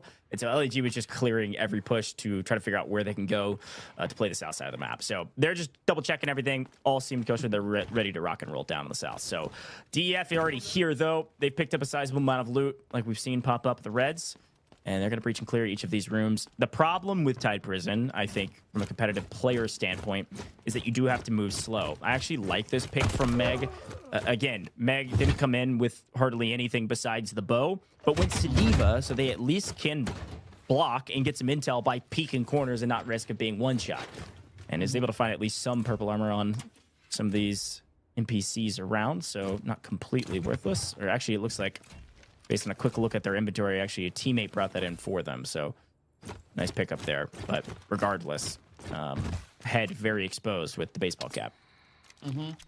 Yeah, a very, very bare bones loadout coming into this round. So yeah, we'll see how that one is going to work out for Megs and the rest of the team. Meanwhile, we are going to be jumping right back over towards DM, who find themselves a little bit more towards that northeastern side, as they are going to be looking to head over into construction area, potentially just making their way through, looking to go and do what they need to. But I like this from Legit, though, right? I mean, as you said, they've moved in, they've now cleared out the southern side, and now that they know that there's nobody there to pose any threats to them, they're going to start to make their way in here and just look if they can maybe bag up a little bit of something. Yeah, if I'm Legit Brazil, I think the question mark right now is, what are we playing for? Are we playing for the airdrop? Are we playing for potentially... there looks like they're playing for some information spotted on the zip line and throwing some bullets down that actually connect on Meg. They do get a bit of information of where this Liquids team is. And again, Team Liquids was bottom of the leaderboard, so the Liquids team, they chose this map. They wanted to be here. So we'll see if maybe they can start jumping up the leaderboard on a map that they wanted to see, whether it was just to cause chaos because Tide Prison is a lot very different from a lot of our other maps or otherwise. But Equal Plays unfortunately overextends and was thinking maybe you could get a freebie on LEG who were rotating via these zip lines, but instead it was vice versa. Mm-hmm. Yeah, free pickup. Fortunately, though, for DF, not much happening off of that just yet, right? The player is down, but not out of the match just yet. Now it is going to be push, push, push. as Legit are going to be looking to capitalize, right? They've already weakened the side they have DEF, so this is a good snowball potentially now for them. And again, reminder that Legit Brazil, LEG, technically top of the leaderboard when it comes to squad points, but NT is the team at the top right now because of the Mantle Brick. They're playing around the south side because of the airdrop, which did spawn over on this side of things, which will get you some nice loot and potentially some gold armor. Pick up a champagne, pick up the gazelle, nice disc, solid loot across the board, and a fossil to add a little extra to it. You can do some quick math on your screen right now. That's a little over like 1.2 mil or so. So it's a nice pickup in the airdrop. This is the reason you want to play for it. And LEG getting that early knock on DEF forced everybody else to not be able to play for it. They pick up the most loot, and they're going to maintain their top spot in terms of the supply points category if they're able to keep all of that loot. Yep. The only thing that they are going to have to do, though, is come in hot and swinging when we move into our coming few rounds here. As we know, it is still going to be a fight overall for those Mantle Breaks. But this is going to set them up quite well, right? If the Mantle Break doesn't necessarily go straight over to a team like NT, for instance. So I'm curious as to what the rest of the lobby now is going to look to do in response. DM, though, all the way up towards the north, looking to kind of just make their way through. Again, going to be looking to bag up as much as they can. But here we go. DEF, though, is going to be pushing up and just taking out a few of those bots along the way. Yeah, something you consider if you take a look, top middle of your screen. You can see that LEG, yes, they did get the airdrop, but there's not two airdrops on this map. There's that GTI supply mission, that supply operation that I talked about before. It'll spawn here in about a minute. That's what that timer's for. That's how you get the on this map, and it is 10 rounds, like DK said, all inside that iron gate. You just plant that C4, breach the iron gates, grab those supplies, and boom, you've got yourself an So likely going to see the teams playing for that here in just a moment, because it is a huge boon going into those Mantle Brick rounds. Having a sniper that is that deadly, it forces teams to respect you if they hear the shot. Yeah, I mean, they might not only respect you, but they might fear you a little bit as well, right? Definitely don't want to get caught out in your line of sight anytime soon. But in the meantime, it's going to be NT here, and the DEF also finding themselves in pretty close proximity. Quick little bit of a scan coming through there, as Hacklaw is just doing its thing, just not finding anybody just yet. We can, of course, see on the map, DF is relatively close, but again, that's where the range comes through, right? So Hacklaw just in the immediate area. Now it's going to be that push as a slow advance for the NT side. They want to try and play that full stealth mode. Good shot. We did see a quick look at that map view, by the way. It did look like LEG as expected. They got their loot from the airdrop, and they are headed out of here. So they're hanging out on the far south side of the map. Going to get out of the map whenever that extraction point opens here in about 2 minutes or so, I believe. Should see them leave first. All these other teams potentially playing for this mission here on the north side of the map. DM going to play this nice and slow. Bulletproof glass means that you can get some info and then figure out how you want to address the fight if you choose to, or do we just back up? I mean, sometimes backing up is the best thing you can do, right? Not necessarily stepping forward and getting yourself caught out in those altercations. But this is going to be good for DM, though, as they know exactly which direction the players are situated ahead of them. Of course, we can see them right there on the map as well. But for DM, it's going to be a big call, as a BTH is going to have to step it up considerably here. I mean, they've been trying to contest it back in round number 2, but can they do something happening, or can they rather make something happen here in round number 3? Aside from the knock earlier from LEG, some of the first shots fired on this map, like we said, it was going to be slow. Oh, no way. You can see the gun of one member of DM here. I don't know that they know that Toot has made his way right here on the other side of the door. If we see a crouch peek through this door, you're going to see one member of DM go down. Both of these isolated as solos. And then there are 2 duos all in an engagement. But on the other side, Liquid's in a bit of trouble, or causing that trouble, rather. Equal Plays goes down. Jada Vise has found his first. And they're going to push the equation here. And Farmer Lucas is on the run with 1 down and Equal Plays crawling. They're throwing out all the util that they can, throwing the flashes out to at least make this push a little bit less viable for this team. As in the meantime, oh, we barely missed it. biding his time, was able to pick up one member of DM. Their fight's now all over the place, happening at the same time, but DM in deep trouble, as it does look like the Nox disc does land as well, and that's another member of that team down, and now all of DM is gone. Yep, they just got wiped. A quick takedown, as we did see that play now just happening so effortless, actually. But it's not over just yet, right? NT and BTH also going to be looking to get a little bit cheeky here, as both squads are going to be moving in. Toot, though, already with that one kill in the bag. But can he find himself a few more? He's just waiting for that, but of course we are going to take a look at exactly how it unraveled. Rapid with the shots up top is going to be picking up C-Bot. Oh, I mean, NC, Rapid, they just made that one look so clean. Well, it was just a really good replay to show us that it wasn't a true 3v3. I was wondering where the third fell, because we only saw two fall in this fight between BTH and DM. It was actually the help, the third party of NT, that DM was caught in between. So a nice angle there from NT to creep up, play super ratty, and it worked out well for him to pick up one of the eliminations, and that helped DM get full wiped. Now, we have a true 3v3 here in mid-map, and unfortunately, Toot overextends down to 1 HP in a dream and on the run. BTH maybe in a bit of trouble here if they let Toot go down, but luckily he's able to sneak out of there, and it looks like NT is not going to full pursue. Yep, not a bad play. Good recovery coming through now. BTH are going to look to reinvest those health bars, as they are just keeping a very close eye on the side of NT. Ooh, a little bit of precautionary play coming through here from the side of BTH now. But it doesn't seem like NT is going to be too phased by that just yet, right? They are just going to try and play for the overall eco here, already with 2.1 mil in the back. This is going to set them up so well moving into round 4. We are running out of daylight here, folks. These games go by quick. 5.5 minutes on the clock. An angle. Looks like BTH Toot's still quite low. And we almost lost another up on height. This NT fight versus BTH is certainly going in favor of NT, as we do see one member, CHH1, down, Toot in trouble. Lord Jocko, now as a solo, is thinking, maybe I just get the heck out of here. Either way you look at it, this is a bad fight for BTH, and they know it. Let's see now. Can they maybe recover from this? Rapid looking pretty decent. Just full sending it, trying to close up the position. But for Toot, things are looking pretty grim, as he is going to be fully sent on. Oh, I like this though. Rapid has a pretty good idea, and NT now can just close up.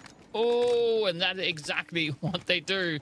And that is it, right? BTH now essentially down to just the solo. So not quite sure whether or not BTH is going to be able to survive for the remainder of this round. Yeah, I'd love to kind of swap around the map and see what else is happening. Liquids, we saw briefly there, picking up some epic armor is nice for them. We're able to complete some stuff in the area and move on their merry way with some nice 300+ K armor. That's going to be helpful for them in the future, especially going into a Mandelbrick round. So they're likely going to try to get out as well. We should see LEG still just holding south. We see, of course, equal plays down. Actually got fooled off of Yellow Time, or Farmer Lucas and Deathwing couldn't go pick up equal, so they're going to be playing as a duo. But the first team to get out of this lobby should be LEG, and maybe it'll be the only team. And we are desperately running out of time. Yeah, it does seem like they are going to be looking to go for that, but Liquid is pushing up on LEG as well, so we could see a little bit of a fight for that extraction coming through, as LEG now is going to be placed on the defensive. Meanwhile, NT also trying to close it up as they push on forward. Look at DF rushing straight on in, guns blazing, picking up knocks left, right, and center. Huge fights happening on both sides of the map. The north side, of course, goes to the side of NT. Utter chaos. On the south side, though, it was LEG versus Liquids all around the extraction point, and it was a nail-biter. And it does look like, unfortunately, yes, we do get Meg out, which is huge, and I do believe Meg actually had that epic armor. So I think this is still a win if you're a Liquids fan. But unfortunately, with that fight, it was all three members of LEG getting out. And reminder, LEG got the airdrop. LEG just got paid. That is a fantastic lobby for them, but also a great one there for Liquids. Jada Vise Mr. Pooty probably have a decent amount in their safe box. As you can see, their total assets this match around 3 mil. Overall, a great rep for both of those rosters. But up on the north side, it's picking up our teammates and seeing what we can scrap together in the final 2 minutes in this BTH versus NT fight that's been happening since the beginning of the game almost. Yeah, I mean, it's been going on for quite a while here. And, I mean, BTH still going to be trying to recover as they still have 2 players in the fight, but they don't have a lot of bank really to do much with. But let's take a look back at all the insanity and lay down south. Oh, Liquid stepping up. The one goes down, and the rest, of course, trying to recover from that. But as you said, right, Megs able to escape, and that is going to buy quite a bit of time now for the remainder of Liquid to just go and cause a little bit of mayhem. Yeah, potentially rotate up to the north and catch somebody trying to go through pipes, but I don't think we have enough time for that at this point. We're going to slow walk and look for those kills. Again, these eliminations are everything. 800k taking the alloy straight to the bank. And it's a full supply point, which is equal to total assets of 1 million. I mean, this is a ridiculous amount of value if you can pick up these eliminations. So even this crouch walking here from Lord Jocko makes sense. You can pick somebody up that is unaware of his presence, especially when he hears the footsteps nearby. Something to consider. Now, another thing to consider, folks, we're hyping up this GTI supply operation. Nobody's done it. The will stay on the map. We do see Rapid actually going to try to sneak out here underwater, which is a nice value add for them to at least get one member out of this lobby. Able to get that in the last 60 seconds. Very well done. But a slow map with a couple of very important fights all happening at the same time. And yep, Lord Jocko gets paid. Sometimes the ratty plays, they just work. And playing patient, NT had no idea that he was still here. Ooh. Now Dawson now stepping up, looking to make a bit of noise as he finds himself a quick trade-off as well. So fair play, right? 1 for 1. But what is going to happen now for this final push? Is it going to be Lord? Is it going to be Loud? Only one of them will be able to walk through this. Lord quickly just doing a little bit of that recon, knowing that there is going to be somebody posing a bit of a threat. But yeah, that clock is going to punch the time for them instead. Well, that'll be it. This fight a little bit too delayed, and yet again, another weird map.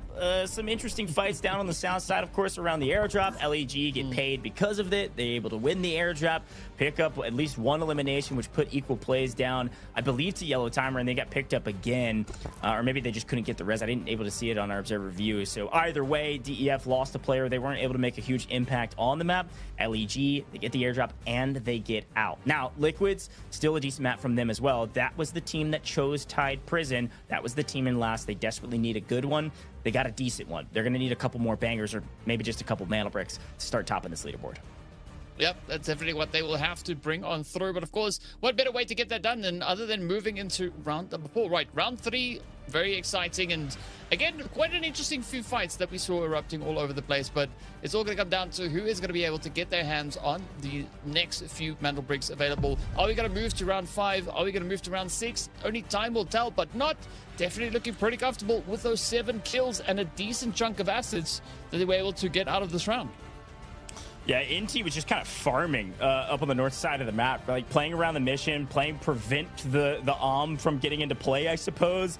They end up fighting a couple different teams, and they pick up some nice value on DM. They help team wipe them with the help of BTH, and then they mostly team wipe BTH. So they pick up 7 total kills with, you know, those reses included, and then re-knocks and re-downs. I mean, NT this is a very strong game from them, and you got to remember, this is the team that was already at the top of the leaderboard. They already had a mana break, but their supply points were abysmal. So this will help them if it does go to a tiebreaker later, at least be able to play in that tiebreaker and potentially still top the leaderboard even without a second mana break. Yep, just shows you this is where every little bit helps. And so the teams are going to try and get themselves set up as well as possible moving into round number 4. And as you said, right, mantle break, this could be a changing position, especially for a team like NT. They've already got that one mantle break in the bag. So I'm expecting them to kind of try and be a little bit closer to them. I'm not really convinced that NT is going to be the team to try and push it in round 4 to go for a straight double mantle break win. You never know. Look, I will say this. Stage 6 has been fun. Stage 5 was earlier today, not on broadcast. And in both of those groups, the team that won, Inc. and Evo, who have already qualified to the Pro League, They did it in double a brick fashion. They did it in round 4, closed things out very quickly. Who knows? We could see a repeat of history here today. Those two teams already in the Pro League, one more to crown, and a couple other teams that have earned their spots earlier in the stages, back in stage 3. This will be our 5th team to make it, folks. You're not going to want to miss it. It could end in the next map, so make sure you tune into what will be Game 4.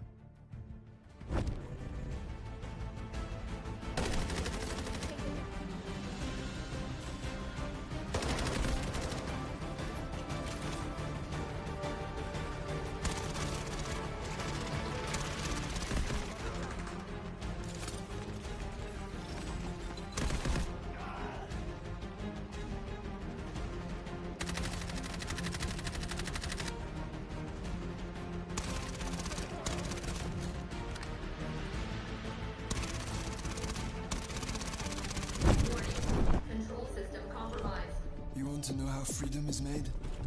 Patience.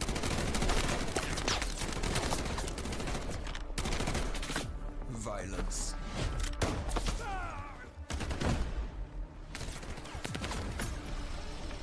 Struggle.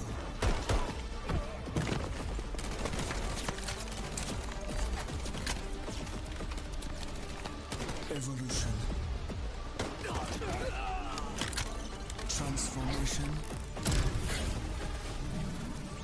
Combat. Liberation. Take Subject 42 alive. Oh, can't I just have 5 minutes, peace? Everly, we've picked up abnormal acoustic signals in the Eastern Sea. Just dolphins mating. It's that time of year, after all. You won't get away. Luke Everly, codename Morse. Class, Recon. Morse is a former Navy acoustic intelligence specialist with deep expertise in maritime acoustic environments, making him highly skilled in the analysis and exploitation of sound waves and portable sonar equipment. As an operator, Morse excels in the use of his jammer, a portable sonic device that disrupts enemies by reducing their audio detection range.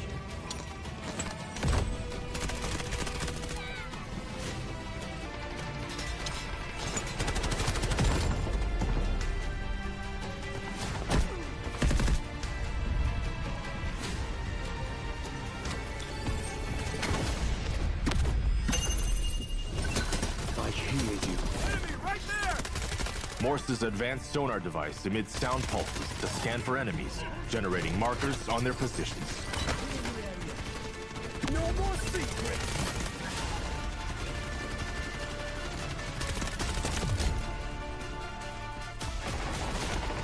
Jammer out! Point flash! Sending jammer! Throwing delayed flash! Allied equipment engaging! Trigger for hostiles! Throwing delayed flash! Sending jammer! Throwing jammer!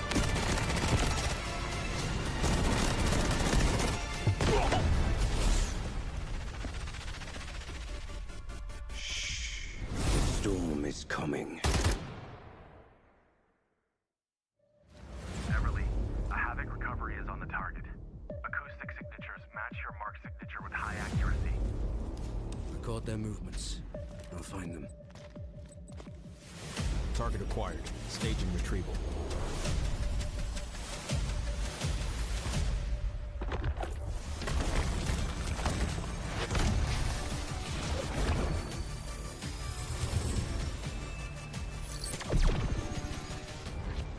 The signal's blocked. I can't pinpoint their location. Guess it's up to me then.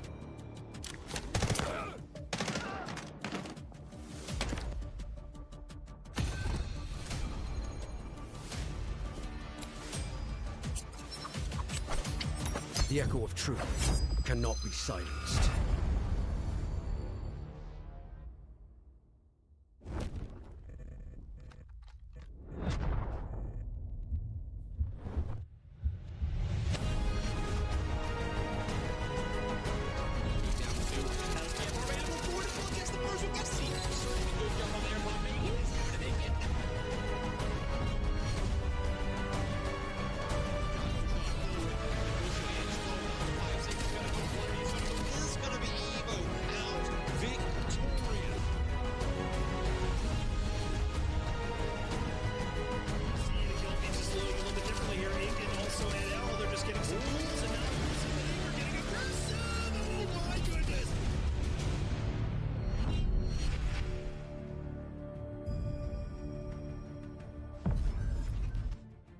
Welcome back, America's Open Qual Stage 6. We're moving into our second Mantle Brick round and round 4 overall in the last match of the Open Quals. One more team will make it to the Pro League, folks, and I can't wait to find out who it is. DK Coach here, and DK, last map was an interesting one. It wasn't quite as much of a bang out as map 3 was, but still some interesting engagements, some nice fights around some extraction points, and overall, nobody picking up the in that map means that the map will be a little bit more wide open than they were expecting moving into round 4.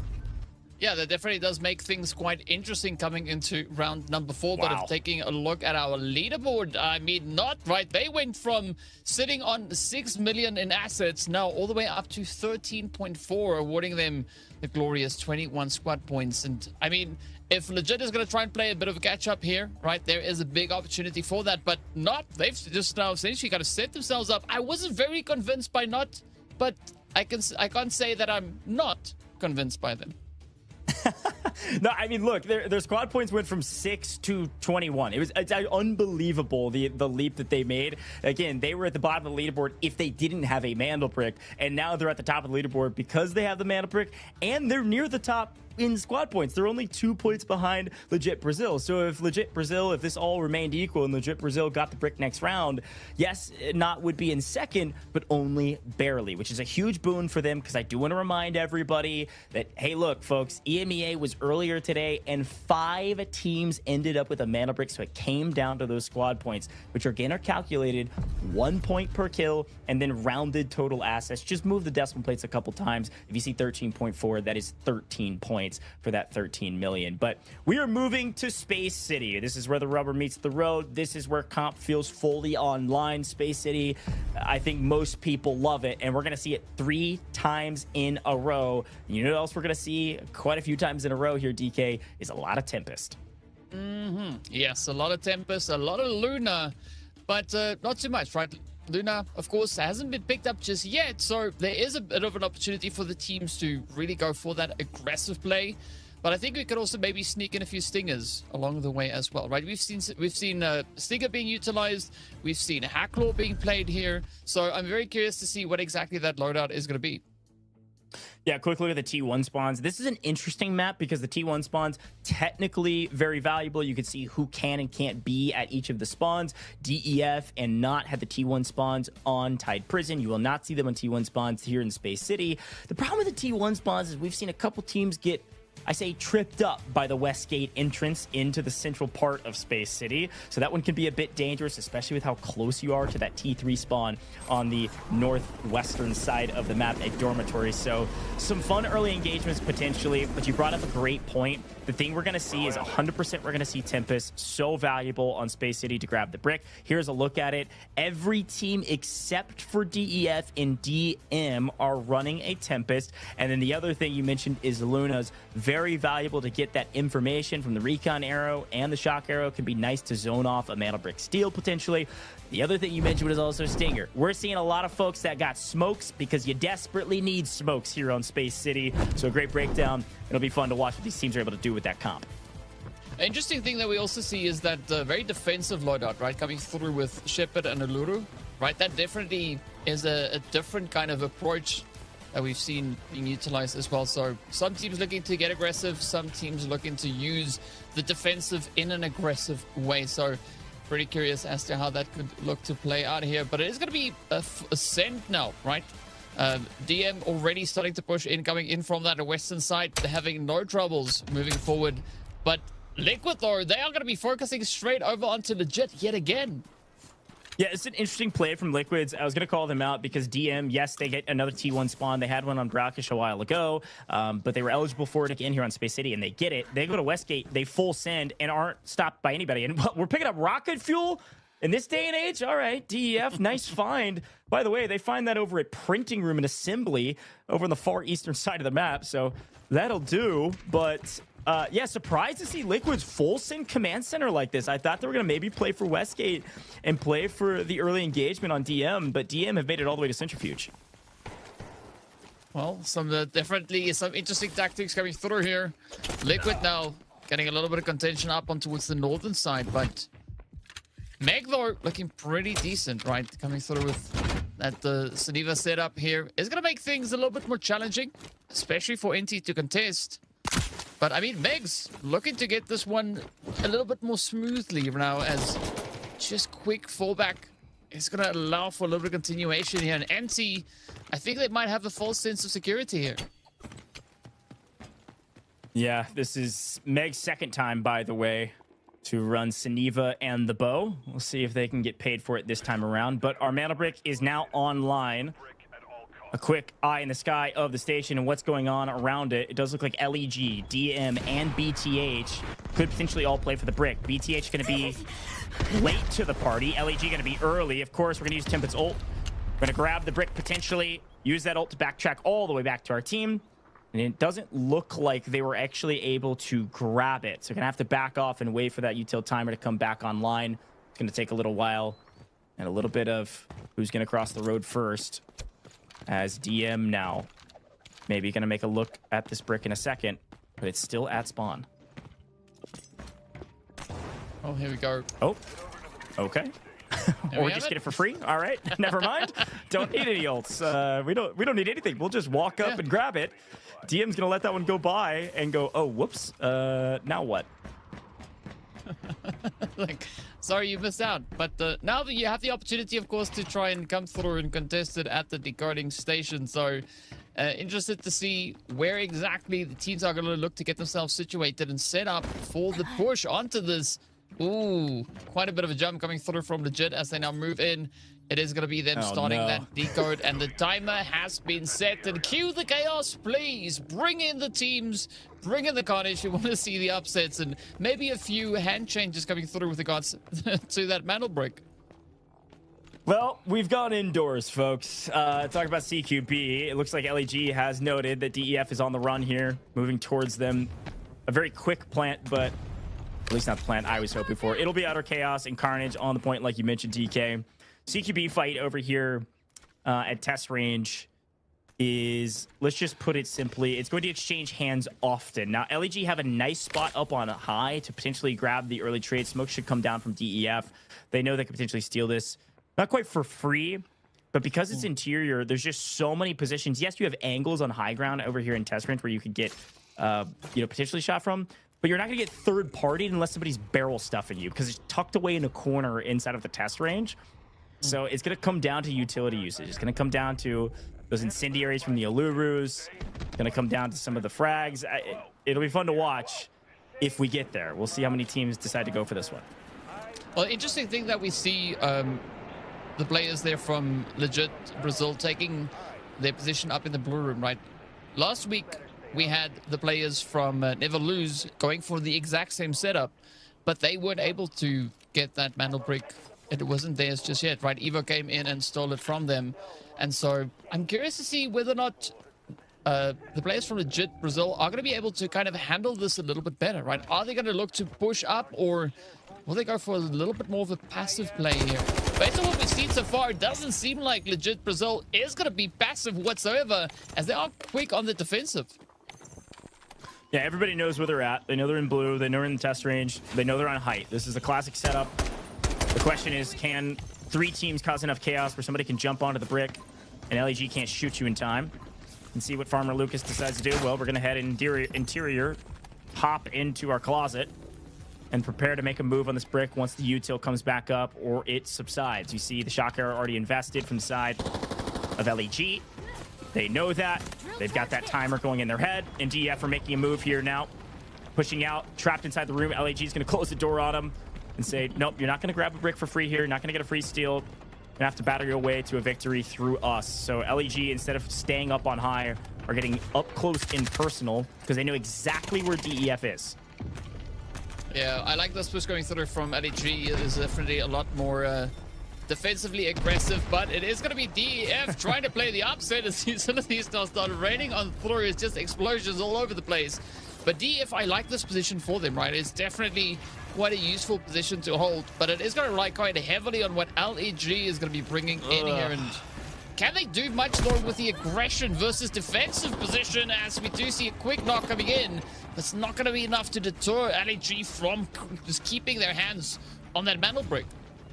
Yeah, LAG did invest in Tempest ult there, so that's going to be on timer. Again, DEF just kind of baiting out some of this util, triple blasters, incendiaries, shock arrows, everything landing on it. But LEG, because they decided to get up close and personal, they've given up the high ground position and blue room over to DM. So DM's going to be third partying this. In the meantime, you can see Farmer Lucas try to stick it, but no, he reads that DM's coming around the corner. He's able to pick up one. Could pick up the second here, unfortunately. Trade does come in for the rest of DEF. Yes, down goes another member of BM. They're closed, done, and only one alive. So LEG gonna get into the mix here and try to third party this, but it's still in possession. The brick is still in possession of LEG. 15 seconds on the clock. In the chaos, DEF are gonna have to jump this, and LEG's gotta know that they're here. Lines them up even through the shock arrow, knocks them down. LEG able to clean up all of DEF and get the brick. What a chaotic moment. And in the chaos, LEG still stand tall somehow, some way. Wow. I mean, legit Brazil doing an absolutely phenomenal job with defending that decode station. But of course, now that kind of crashes the whole approach that we saw NT trying to take, right? They were kind of just keeping themselves just removed from the fight so they can, again, potentially try the same tactic we saw back on round number 2. Unfortunately for them, that is not going to be working out anymore. Now they're going to decide. Are they going to look to get aggressive, go for a few additional bits of eco here, or just play the upset? At this point, the big question ringing in all of these teams' mind that are left. DEF, the only team that's fully wiped. DM in deep trouble as a solo. And those bodies either being looted or held right now. You can see LEG picking up their third, who's on yellow timer, walking them to safety. The question that's ringing in their head is, do we play for these kills? Do we try to wipe some of these teams, play for the value that kills give us, potentially wipe the lobby and come out richer than everybody else? There's enough time to also extract. Or do we lick our wounds and get out of here? I think it really depends on where you're at in the leaderboard right now in terms of supply points, squad points. But DM investing some util to try to get some info or maybe pick up the knock and the elimination, which is exactly what they get. See another member of Team Liquids on yellow timer. Well, things are looking pretty tough here for the side there of DM as they're trying to make the most of the situation they've been dealt with. But in the meantime, though, looking at Liquids, right, they are just going to try and prioritize a potential extraction here as they are going to be heading a little bit further away from the pressure. Megs again coming through. A little bit of a cheeky play. They're just hitting those beautiful hits. Yes, sir. Coming through with a beautiful hit. That compound bow absolutely devastating.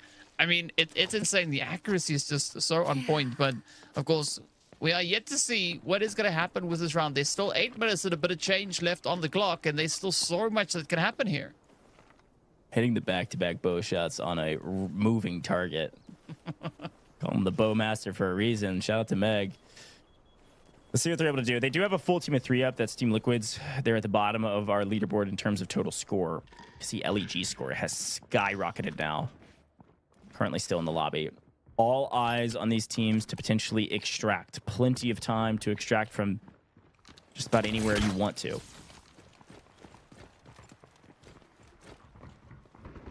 But a fight here could mean a ton of value, not only in even dog tags at this point, which are moving into this round 100k apiece, but also just the kills. Another ult invested here. Tempest will back up, likely just go for the self-revive while the rest of the team maybe pushes the equation or at least staves the bleeding, letting you get back on your feet before you take this encounter.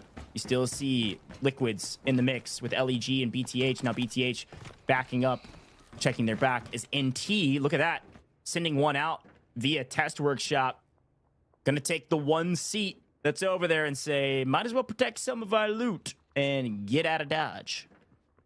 Yeah, I think the only unfortunate part is that they don't necessarily have a crazy amount of loot that they extracted with, right? Only 100k in the bag, but it's not going to be the worst play here for them. You know, better safe than sorry, and now it's going to be Loud looking to step up and get a kill as well, just adding even more to the bank here. A little bit of recon coming through yet again, and I mean, NT though, there's still so much that we can see Loud do here. Yeah, I think the thing to remember too with NT finding a kill and also getting somebody out is that there's only one seat in the bag list via test workshop, right? So they said, yeah, we don't have a ton of loot, but we brought in a ton of loot. I mean, brought in full golds. I mean, even without a bag, kit plus whole kit and caboodle without a backpack was probably well over, you know, $1.5 million maybe. Probably more than that. I bet the weapon was 1.2 maybe. I didn't get a chance to see their full loadout, but very expensive. And so we remember that NT had decent loot value. They also got to read that LEG picked up the brick, and that's the only team contesting them at the leaderboard in terms of total squad points. So it makes sense to preserve at least some of their points and then just leave 2 on the map to cause a bit of chaos here in the final 6 minutes. Yeah, just throw everything at it. Let's see how this one is going to pan out here. BTH also starting to push through. Looking to see if they can maybe make a little bit of something happen. Loud, though, going to get a little bit more quiet. He's going to try and sneak their way through. A little bit of that more disruptive angle. Meanwhile, Meg is going to be pocketing a beautiful Rolex. 200k being added to the overall tally here. And, I mean, this is the opportunity for Liquid really to try and push their overall assets, right? They came into this round with, I believe, what, 8.7 in the bag from what they've been able to gather so far. So anything else they can find is definitely going to help set them up for that 5th round. That's a good breakdown. The supply points, which equal our total squad points combined with kills. Those squad points could be everything. That's why they sent Rapid out. But we take a look at the rest of these teams. Now going to be battling over this bridge extraction. This is where most of the teams will try to go for it. And actually, in transition, LEG got a little careless. Didn't check every angle. Running out into the open for a hair too long. Lose 1 to Yellow Timer. That's a full kill. Going to this out of BTH. That's 800k plus 1 squad point for them. And they trade one out as well. Yet again, it feels like these players are just barely misunderstanding where their opposition could be. And they're just out in the open for a hair too long. And this could be a huge mistake because they still have to hold down this extraction point for 3 minutes. And we know the hordes are about to come running this way and may even try to share it with them. Yeah, I mean, Loud, you know, being a case in point as they move forward, is going to be trying to sneak their way onto BTH. I mean, essentially here, if you're just close enough for that extraction, it could be a very uncontested escape. But let's see whether or not Loud can maybe do it. Yes, does find the hit. Is going to get the knock in, but now going to try and come through for the follow-up. Just one more player alive here for BTH, and this could deny them extracting with a decent chunk of change here. But of course, there is still whatever they've been able to put over in their safe boxes. But here comes the sprays, and the Jin also now heating it up. Yeah, unfortunately, I just didn't love this play from BTH. They hopped the extraction point and try to play these boxes where you can get shot from like 50 different angles with 3+ minutes on the clock before you actually extract. Like, I feel like the better play would have been either play top bridge and have control and pick up some of the teams in transition, or at least just come in a little bit later, hold your angles, play nice and slow, and try to get some info of where these teams are at. Now, Meg lines one up, just doesn't hit because LEG was investing another Tempest ult just to get some info of where some of these teams are at, and an arrow whizzing by means you know exactly where Team Liquids is at. Well, there we go. Meg's now giving the go-ahead. The team now gets ready to advance. We see Mr. Broody and Device already right there, up close and personal. I like the push coming through here from Liquids. I mean, it does seem like they mean business already with 2.3 in the bag. They could look to find a little more. And, I mean, that extraction time is slowly ticking away. So there's still a big chance for Liquids to go the full distance, get those kills, and extract in time. LEG certainly the big winners in this map because of the mana brick, but this fight around the extraction point is a huge difference maker between NT and LEG's overall squad points. Oh no, a nice play from LEG. Maruno in the Assault Operative Tempest swings around the flank and picks up the high ground position. This is going to be huge value add for this team. J-Device invests the ult as well. But a great flank that unfortunately gets punished, maybe just overcommits because Meg lands an arrow. I hope we can get that one back on the replay. Unfortunately, gets traded out as well. A bloodbath around the extraction point, and take a look near the minimap. 25 seconds left. This extraction point can be shared with knocked players. J-Device is going to have to make one last-ditch effort to get out of here. And same with Loud, trying to share the extraction point with his main opposition. Goes in early, takes a look at the bag, grabs a weapon, and is just going to try to get Mixie over the top through the smoke. And with the help of some opposition, gets picked up. NT full wiped. They got one out earlier, and Jay Device says, thank you very much. I found a corner to get out of the map in the smoke. Holy cow. And so the lobby empties, right? As everybody gets to extract, either through getting eliminated or actually going through the extraction. So a very exciting sort of events we saw coming through there. But as we know, one team was able to get their hands on that mantle brick, walk away with it, and take us into round number 5. Yeah, I'm going to be honest. That was the second half of that map was, again, just weird and wacky and wild decisions that kind of paid off for LEG, right? They were able to fully extract. But the first half of the map was chaos in a totally different way. We plant inside in test range, and when we do that, we know it's going to be a bloodbath. We know we're going to be barrel stuffing our opponents. It's going to be all CQB. It's going to be all utility. And DEF said, we're going to jump into the closet, and we're going to hope that we can sneak out and grab that brick. But unfortunately, there was too much chaos for them to do so, and LEG lined them up and picked up a ton of kills and the mantle brick. You're going to see LEG at the top of our leaderboard. There's no question about it. Yeah, I think it's very likely to see exactly that. And I mean, what a bit of excitement that was, right? I mean, Space City always so pressured with teams trying to play for the upsets, and there we have it. Legit Zol are going to be sitting at the top of the board, 3.7 in assets that they were able to take away, and 8 kills going along with it. Yeah, again, 8 kills is so much value for this team.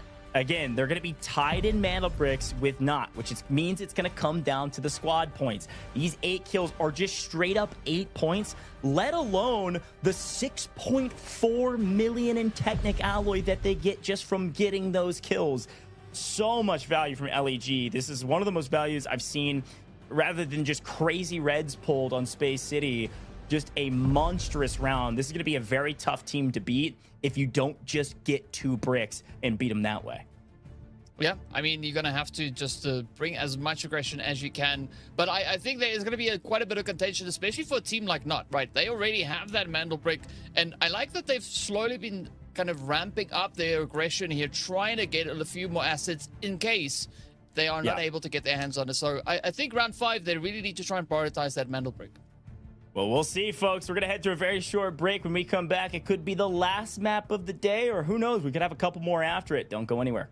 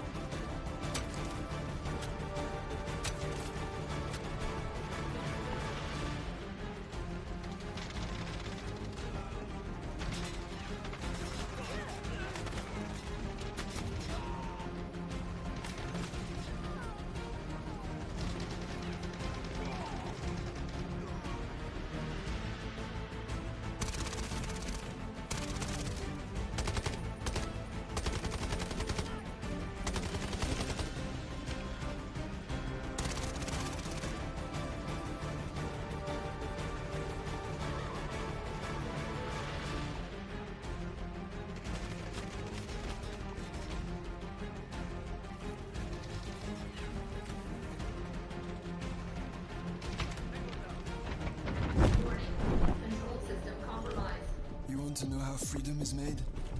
Patience.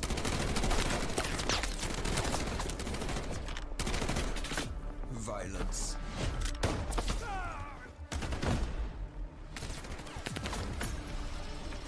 Struggle.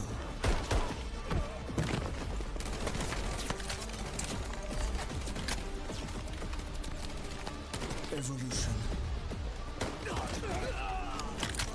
Transformation. Combat. Liberation. Take Subject 42 alive. Oh, can't I just have 5 minutes, peace? Everly, we've picked up abnormal acoustic signals in the Eastern Sea. Just dolphins mating. It's that time of year, after all. You won't get away. Luke Everly, codename Morris. Class, Recon. Morris is a former Navy acoustic intelligence specialist with deep expertise in maritime acoustic environments, making him highly skilled in the analysis and exploitation of sound waves and portable sonar equipment. As an operator, Morris excels in the use of his jammer, a portable sonic device that disrupts enemies by reducing their audio detection range.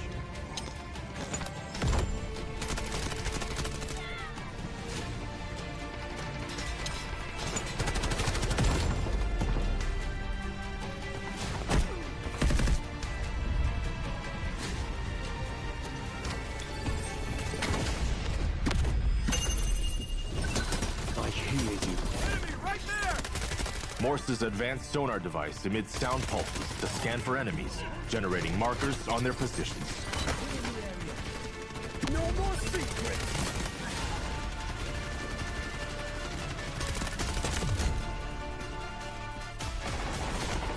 Jammer out! Point flash! Sending jammer! Throwing delayed flash! Allied troops engaging! Searching for hostiles! Throwing delayed flash! Sending jammer! Throwing jammer!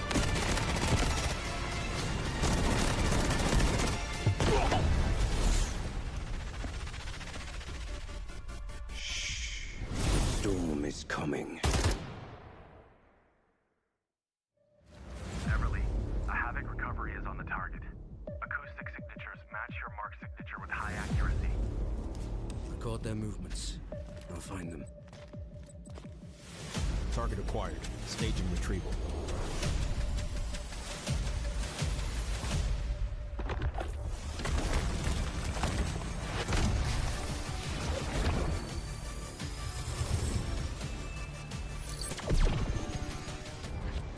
The signal's blocked.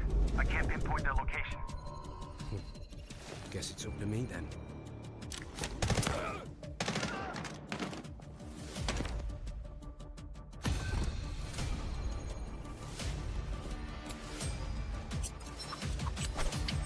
The echo of truth cannot be silenced.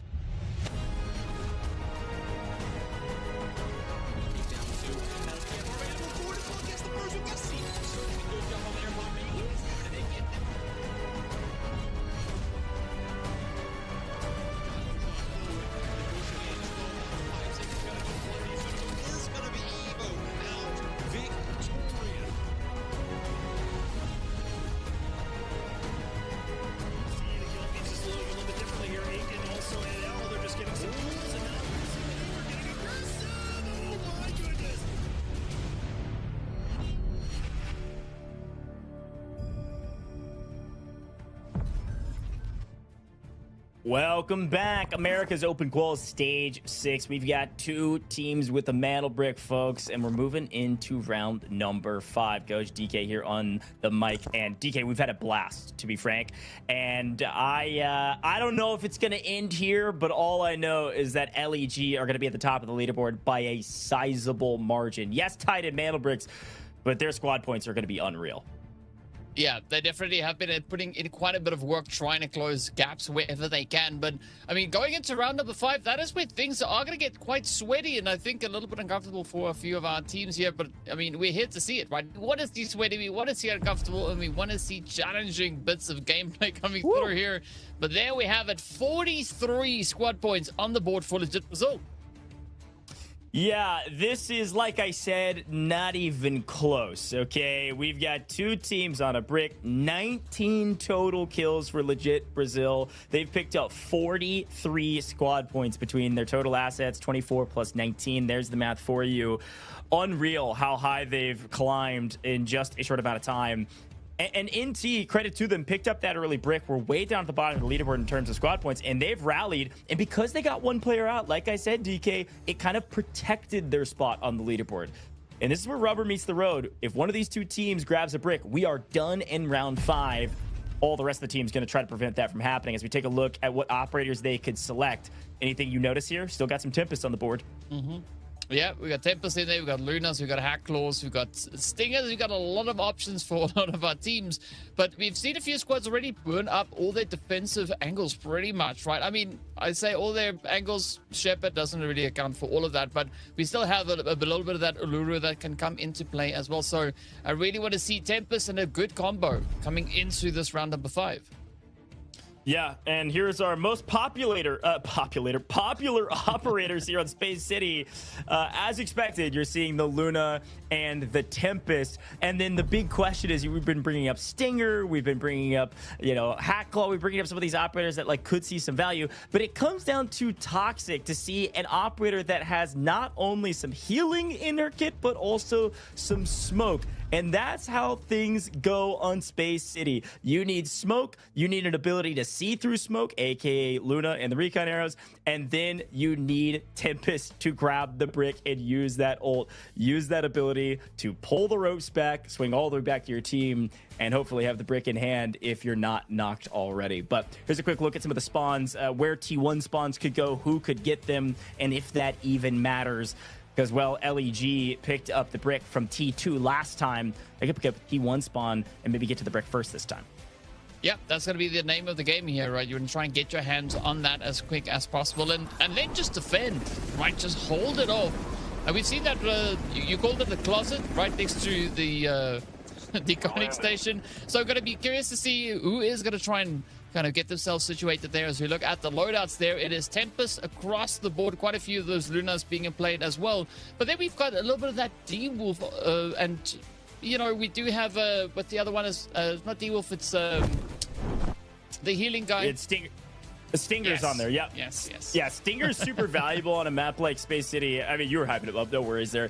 Stinger's super valuable on this map because of the drone smoke. You have to have smokes for some of these crosses. If you even want to make it to Centrifuge, Black, anywhere in the middle of the map, you have to have smokes to even rotate around this map.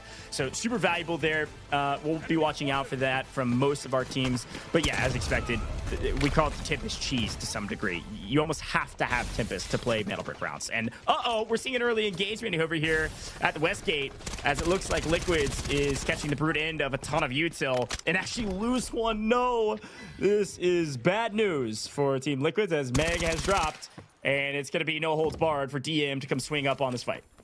Yep, that's the kind of pacing and change up that we want to see come through, but not all hope is lost for the side of Liquids just yet, right? They still have the opportunity to bounce back, as they are going to be abandoning that West Gate and pushing a little bit further down south. But DM, though, I like this follow-up as they push in. They know that they've been able to cause a few vulnerabilities, at least for the time being, in the side of Liquid. But unfortunately, it's not yet paid off for DM. Yeah, they're going to swing up on this, but maybe didn't feel like they were comfortable enough to just full send. And this is what I was talking about with this Westgate bridge. If you take too long to get through it and don't smoke correctly, you can get kind of just utiled to death, especially from the spawn up at the north side of Dormitory. DM did a good job of kind of forcing Liquids to back off. So you can see Jade of Eyes here kind of out by himself, trying to work his way back to center of the map and potentially play for this Mantle Brick spawn in mid-map. But DM on a less than ideal spawn, pushed an early fight, and because of that, now they've got prio position to grab the brick first. Yep, and that's exactly the kind of setup that you want to have coming into here. But now it is going to be legit Brazil also pushing up from that southeastern side. Ooh, got a little bit of that auto tank action coming in, as things are looking pretty tough. But there we go. Mantle Brick has popped, and now it is going to be that full send insanity. Meanwhile, DEF, though, they're looking to get up close and personal and just lock down any potential pathway in onto that Mantle Brick. Yeah, it looked like LAG was going to go for the Tempest play to try to grab the brick, but doesn't work out. So DM will do it. Like I said, a great job from Dormitory. Push the fight, get into position, grab the brick, use that Tempest ult, swing back on your ropes, get back to safety, and here we go. We're going to see where they decide to decode. Right now, it's about gaining information. Where are the rest of these teams? We know at least where one team is at. We saw them get knocked and their Tempest ult get popped. And it looks like they're going to plan it just on the outside of Buoyancy and Centrifuge. This is one of my favorite decoding stations. It's kind of tucked away in this corner between these two buildings, but it's out in this alleyway. So it's about controlling ramp on the outside or playing interior from Centrifuge so that you can pop through that doorway and peek if somebody's trying to play for a steal. It'll be fun to see which teams go where and how they address these fights either early or late in this game. Yeah, for now it's going to be go time as Liquid is going to try and push up, getting themselves a little bit closer to that Centrifuge position. As they do move up, but I mean, DM already so well situated. I like the spread coming through from them as well. So they definitely have defensive suggested positions coming in. And you can see now, ooh, a quick use on that play here for Devise. I'm not quite sure if that was the intended use, but you know, either which way, they are still alive and they didn't really take all too much damage. But they now have the opportunity to reset. DM, though, it does seem like they've got this under lockdown, right? For now, things are looking pretty confident for the side of DM. DEF, though, also coming through with a bit of a push as they get closer, maybe looking for an opening.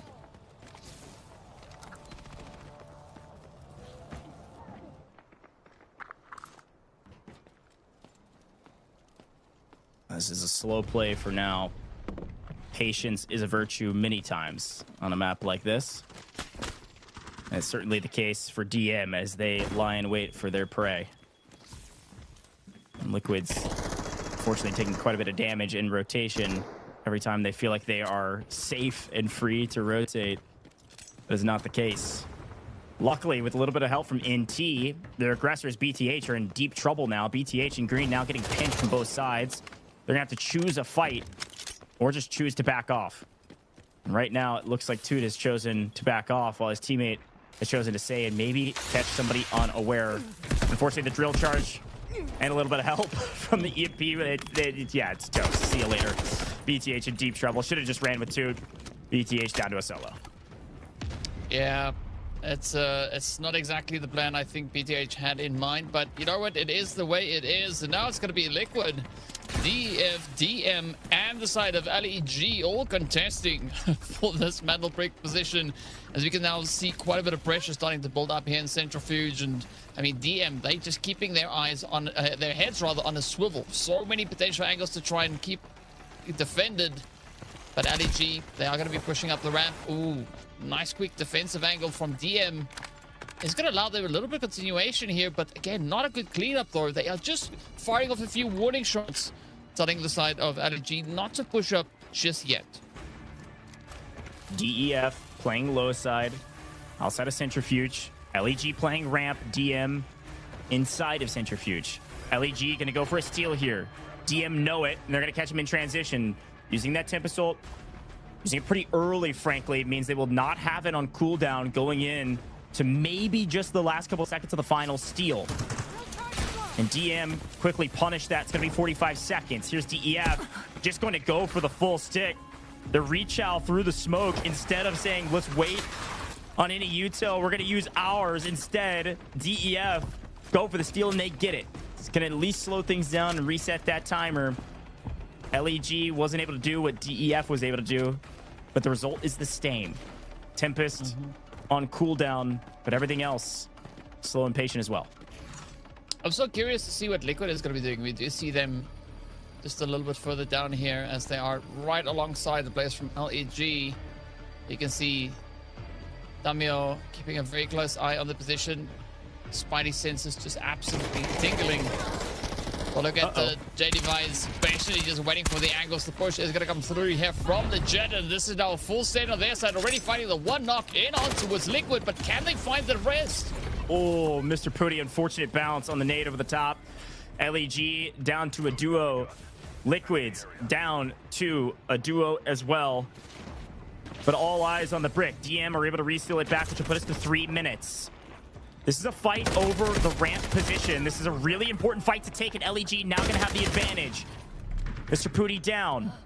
Liquid still back to a duo, but one quite weak. Meg with the bow is going to have to hit a miracle shot.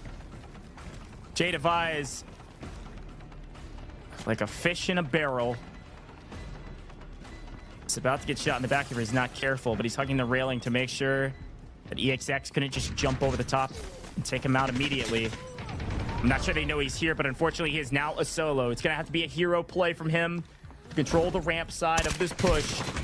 and hopefully have a play. The play, unfortunately, is dive rolling out and dying. So LEG, full control of ramp, pick up all remaining members of Liquids, and should pick up that res as well. Yeah, well, the contention for Mandelbrick not over just yet, as DF also going to start to push on forward. Ooh, they're not just getting caught in a little bit of a disruption there, trying to shade it over yet again. But I like what DF is doing, right? Just keeping that contention alive, as DM now needs to step on forward. But I'm curious as to whether or not DF is going to look to get aggressive, or will they let this one slide as DM comes in for a quick and effortless changeover. And we could be seeing quite a bit of this. Yeah, it's just going to go back and forth based on that Tempest util until we get to a minute and a half. That is the minimum time, as every time the Mandelbrick exchange hands, and a nice actually land over the top on equal plays. DF in deep trouble. What we thought was going to be some easy trades back and forth always turns into a third party, and NT show up late to the party and yet again get paid. Wingman gets taken down by DM, but NT pick up equal plays. So it's all going to be down to Farmer Lucas on your screen right now as a solo to kind of try to keep DF's hopes and dreams alive, folks. DM does not have a brick yet, but NT does. Things could go upside down if NT can take control of this brick. That's most likely what they are going to try and go for here. I mean, we did see that same kind of strategy being deployed by them all the way back in round number 2. But for now, it is going to be LEG, though, trying to push forward. DM quickly denying them any hopes of pulling that off just yet. But I like this defensive play going through from DM, right? Not necessarily always the cleanest one, but so far they are managing to hold on decent control, decent possession. NT, though, looking quite comfortable with 4.5 milli in the back so far.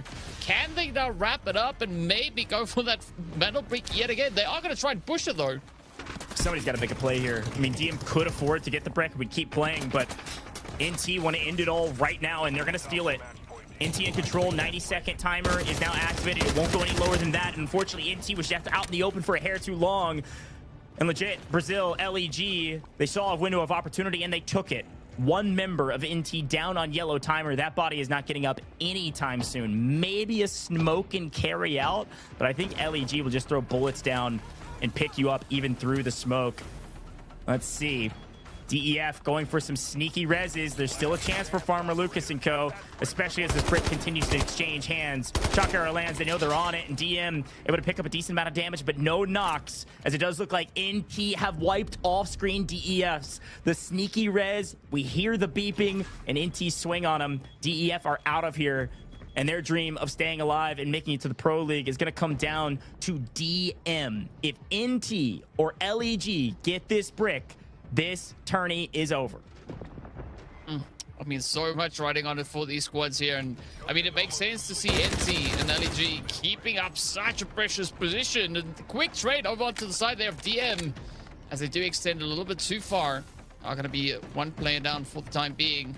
Not quite sure if they are going to be able to bring themselves back into full 3-piece, but up comes Rapid, up comes Bulldor, looking to now push. As they know, if they can get the play over on towards LEG, that will really help alleviate quite a bit of the pressure, but the timer is ticking, and this could be in the back for LEG. 30 seconds on the clock for LEG. They've traded out a couple of players. It's going to be a duo for LEG, a solo for NT, and DM down to a duo as well, but able to be picked up. NT just out in the open. Rapid said, I'm going to ego chow this, walk out in the open, and hopefully find a kill. Unfortunately, none of those bullets land, so LEG even in a better position now as a duo. DM have gotten their res, though. If they double chow this over the top, LEG now trapped behind them. LEG down to a solo, and NT are going to steal this back in the final 5 seconds, folks. Take a look at that clock. The shock arrow lands, but it's too late to prevent the steal. LEG swing out, and they take down NT. This will pause the timer, but NT almost let LEG get the win. They steal it, and now they also are hoping and praying that DM can win a 3v1. What a hero play from NT to keep this tourney running potentially. Yeah, I mean, this is definitely on the cards now, so let's see whether or not DM is going to be able to pull this one out. Things looking pretty tough on the side for legit Brazil, as they've just got jabbed right? That's the only player left to try and make a difference here for them. But, I mean, for the side of DM, things are looking very, very hopeful. They've got a full squad left to contest that Mantle Brick. And I'm not quite sure whether or not the LEG is going to be able to wrap it up right here. 2 quick notes for LEG. They have a solo. Their goal would be to pick up any kills and, of course, win the entire tournament right now as a solo in a 1v3. The other thing to consider is pay attention to that game timer, pay attention to that decode timer. We're already down to 90 seconds. So they can't really just filibuster their way out of this one. They can't steal, die, and then expect DM not to get the brick. And all of a sudden, LEG in deep trouble. They have to chow this, and they can't win it. Not even against the solo. DM full send. DM win the lobby, and DM win the brick. We'll at least be playing one more game. What a hero play from NT to prevent LEG from winning. And DM becomes richer for it. What a wild one. Let's take a quick look back and some replays here of this fight. As Temizio is able to knock one, but the utter chaos of LEG having to deal with NT on the outside and DM on the inside put LEG in just such a tough position to keep bodies and boots on the ground. So EXX was last alive, and he just wins the one against NT. But NT got the steal. Crazy, crazy moment. Could have just chowed like a second earlier, maybe. Yep, definitely could have. But you know what? The upset is alive, and DM gets a move forward. So now we have 3 teams in contention to take the dub here, to walk away with their ticket, their seat, heading into the next phase. And of course, also a big opportunity now for DM just to enjoy a few of the spoils here, as they are going to be looking to increase their overall carryout, already up to 4 million as we saw in that one bag. So things are looking pretty nice, especially now for DM. Yeah, I mean, at this point, they're going to spend 3 minutes to just loot up as much as humanly possible, right? You can take a look, actually, at our extractions versus the match timer and see we've got just barely enough time, I think, to actually get out of this map. We'll double-check that on the backhand side once we're full screen. But this team, DM, I mean, these dog tags are worth 100K each. I mean, you can pull all of the gold ammo out of the weapons on the ground. There's boxes galore. They're going to find a ton of value here that they, at the very least, can put into their save boxes. And so they're going to be feeling pretty good about this map, not only to get the brick, but also potentially get out of the map here around mid. Listen, DM played that nice and slow, but again, DK, I bring us all the way back to the very beginning of this map. They get dormitory spawn, and instead of trying to pull some weird play to go up to command center, they just full send the team at Westgate, which is Team Liquids. Once they do that, Liquids was like, uh-oh, where do we go? They just started sprinting away to the south to go play ramp side, which allowed DM to get all the way to mid-map, and they're the first to the brick. They plant the brick, and then the last one's on the map. Doesn't always work out that way, but for DM, it worked out fantastic. I mean, they just bulldozed their way onto that Vandal brick, essentially, right? I mean, once they got up into Centrifuge, there was no moving them out of that position. So an absolute big brain strategy coming through here from them. But yeah, I mean, they've got 15 boxes to loot now, Goj. That is going to award them so much. Already from what we saw there just a few moments ago, they were already past the 10 million point with regards to the amount of assets they already have bagged up. So, yep, this is going to be a glorious run, especially now for the side of DM. Unreal. And they get out, too. I mean, this is what I was saying. Once we got to full screen, you can see the timer. Look at the difference. Literally 8 seconds is the difference between them getting out or just taking what's in their safe boxes.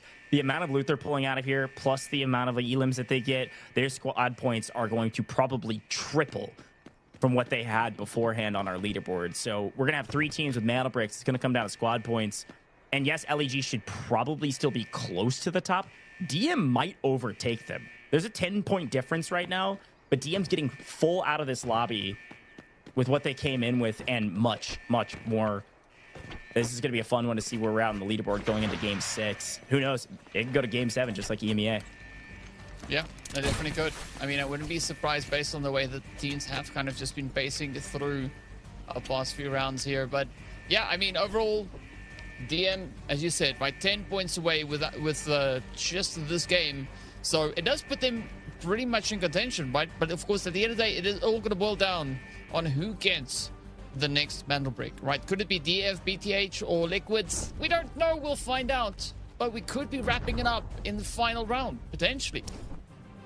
That was a fun map. It's my favorite decoding station outside of Centrifuge on Space City for that very reason. Some really interesting fights, some really interesting power positions, and DM, I don't know. I feel like the way they play that was a bit of a gamble, but it paid off for them. Very well done by that roster to just stay patient, but also they didn't actually steal back the brick. It was on 5 seconds. They just said somebody else will do the dirty work for us. And NT did exactly that. The last solo, NT stole the brick back from LEG to keep this tourney going. Unreal. What a wild way to finish this map, which means we continue to play. I know every team besides LEG are thanking NT for that heroic solo steal so that we could keep playing games. Let's take a look at that round leaderboard. Like I said, it was a monstrous game for DM only because of the assets they were able to pick up. That's 14 squad points just in assets. Total only 2 kills, but that's all they needed. They get the brick. They get 14 plus mil. They are going to be rich going into the next round. Yeah, I mean, they're going to be smiling, they're going to be happy, and they're going to be breathing easy. So, yeah, pretty happy for the side of DM. But as we know, it all could end moving into our next round. So there's going to be quite a bit of pressure coming through for round 6. But as we know also, round 6 is the last round where there's a limit on the operators. Right? That's right. Round 6 is where it all kind of is the final conclusion. Round 7 is pretty much no holds bar, right? There, it is just bring anything you want in and just go absolutely ham. Yeah, round 6 is a lot of fun because there's so many operators restricted at this point. A lot of teams have already double used their Tempest. Some of our metas will certainly change. And I'm excited to get into that round 6 and see if it is our last map, or like you said, if everything opens back up going into round 7. Folks, we went to round 7 in EMEA, and we're moving into round 6 here at Americas. You're not going to want to mix this next round. It could be the last, or it could be the beginning of the end moving into the final round later today. This is going to be a blast. We're going to move to a very short break. When we come back, round 6 could be the last one.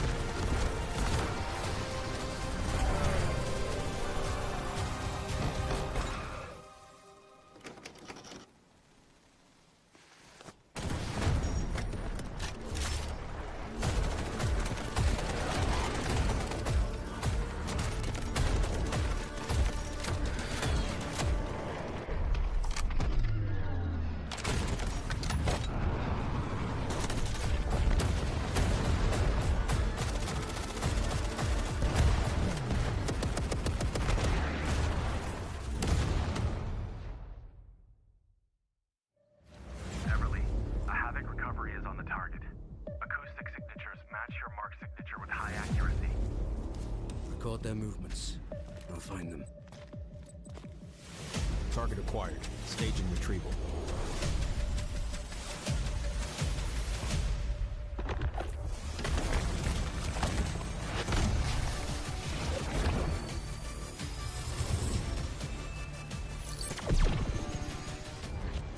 The signal's blocked.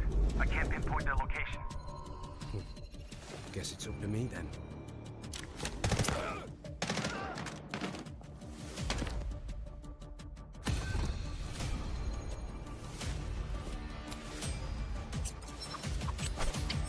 The echo of truth cannot be silenced.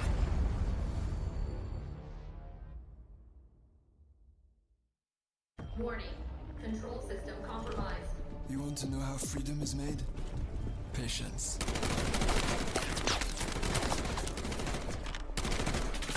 Violence.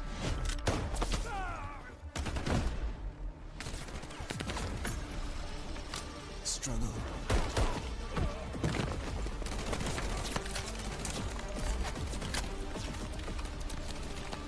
Evolution. Transformation. Combat. Liberation. Take Subject 42 alive.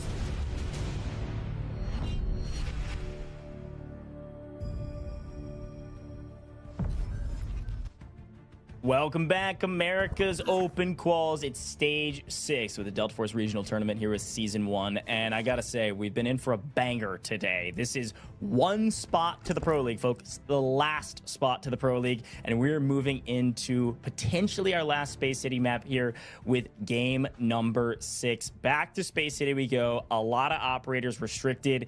DK, we're gonna have a lot of fun with this one. Yeah, I mean, we've seen wild and wacky, we've seen sweaty and contentious, and of course, it's all going to boil down to whether or not there might be a round 7. It's all going to depend on how round 6 plays out. But legit, Wow. Brazil now just looking so phenomenal there with 50 squad points. This could be their ticket. Yeah, I mean, this is really where I was expecting to see DM. They jumped way up the leaderboard with the 14 squad points from that last rep, the supply points, to put them up to 40 total squad points. 10 still points behind Legit Brazil, namely because Legit Brazil LEG has 25 kills. I mean, that is a ridiculous total for what they've been able to accomplish this entire tournament. But at the end of the day, we've got 3 teams with a mana brick, 3 teams without. So for these 3 teams at the top, if any of them get the mana brick, I don't care if you have 5 squad points at the end. That's not even possible. But if you get 2 mana bricks, you win this competition, you win Stage 6, and you are the last team to make it into the Pro League here in a couple months. Unreal. Let's move over to Space City, though, and let's talk a little bit about operators. This is the last time our operators will be limited, and only 2 teams have a Tempest still on the board. That is DEF and DM. That is Demon Esport, the team that just got the brick in the last rep, have a pretty big advantage going into the next one. I mean, they've got the setup, right? They've got Stinger, they've got Toxic, they've got Luna, they've got Hacklaw, they've got Tempest. They can just go crazy and choose whatever it is that they want to get into this next round. But there, of course, we do see our most popular loadouts coming into this round. And yeah, the pick rate is looking quite heavily with regards to Tempest and Luna here. And Stinger, it's nice to see a little bit of that Stinger play as well. And I think if a DM plays that loadout, that could be their ticket to getting their hands on that second mantle brick.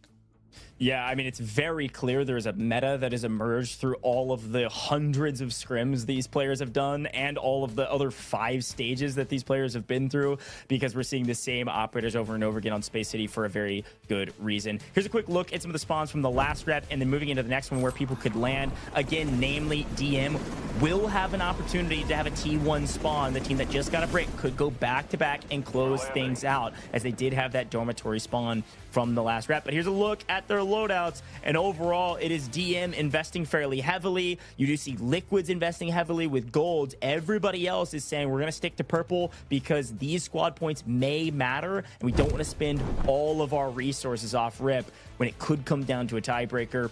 We'll see which design and strategy pays off better, but either way you look at it, DM do have an advantage of potentially running that Tempest like we just said.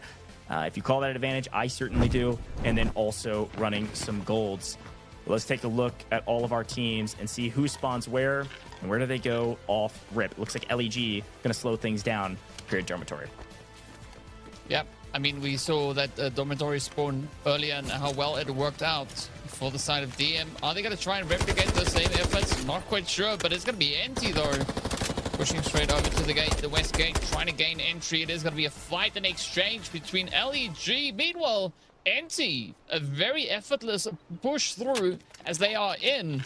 And now they get the opportunity to get themselves set up and maybe go for a little bit of a contentious play here, right? 3 teams having the whole competition up for grabs, and it could literally boil down to this round.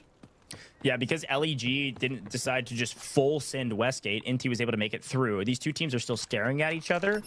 And because of that, DM actually crossed the bridge from Central Command and are the first yet again to the Mantle Break spawn kind of for free. The only other team even remotely in the area is going to be DEF. You can just see now moving on screen. Here's a quick look at the map of what we're talking about. DM crossed, DEF is hit bridge, and they're going to come up through Centrifuge. So it's going to be DEF and DM, and then Liquids will be late to the party who got the assembly room spawn. They'll be swinging across down to the south side bridge and then over in the south side of the central area around Centrifuge and Black Chamber to potentially make a play for the brick as well. While these 2 teams over here at Dormitory and Westgate are just kind of in a standoff. It was a moment where LEG didn't want to get too aggressive, and NT sneaked their way into Central and are just waiting now. But it's an interesting tactic that I think DM is going for, right? I mean, based on what how they were playing the previous round, it didn't seem like they were necessarily intending to get the Mantle Break, right? They were just wanting to start off a little bit of that hustle and tussle to see the other teams kind of, you know, just fight it out. And, you know, come end of round, they were like, all right, fine, seeing that there's nobody else here, we'll just take it. Now they move up, and now it seems like they're taking a completely different approach, as DF is going to start us off here, and they go straight back to where we saw it in the previous round. DEF, like we said, there's only 2 teams that could run a Tempest, and we see DEF. We see equal plays on that Tempest. A ton of value because they were able to come up ramp side and immediately plant it outside of Centrifuge. The exact same decoding station we had before, but they're immediately able to do that because that's the route that they came from. So they pop the Tempest ult, immediately retract, and drop the brick to start things off. The chaos ensues. Now, here's a key factor for the people at home that don't know. Because DEF were the ones that put the brick in, everybody knows that somebody's decoding the Mantle Brick, but what they know for certain is that it is not NT, DM, or LEG. The entire server gets a ping if a team that already has a Mantle Brick starts a decode. So there's not this gigantic sense of urgency to go steal this brick right now, because they know the tourney's not over if the brick does go through. I mean, that is a pretty cool ping to happen here.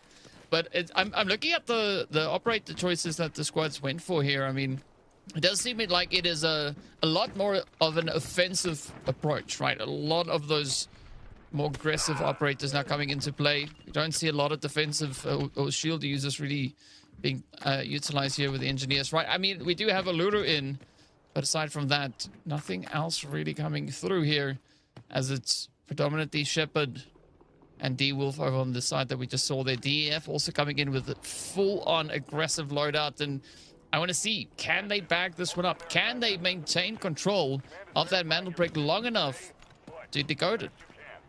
Yeah, DEF, really the only team running a true, like, meta comp here with our operators. Again, running that Stinger, Tempest, and Luna. Perfect setup here on Space City.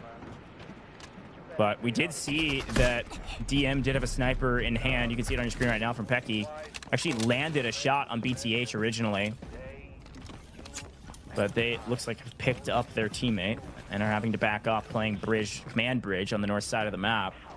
Going to figure out how do we actually want to aggress towards this brick. Again, there's not really a gigantic sense of urgency for anybody because they know it's not one of our teams. But unfortunately, LEG have found an angle.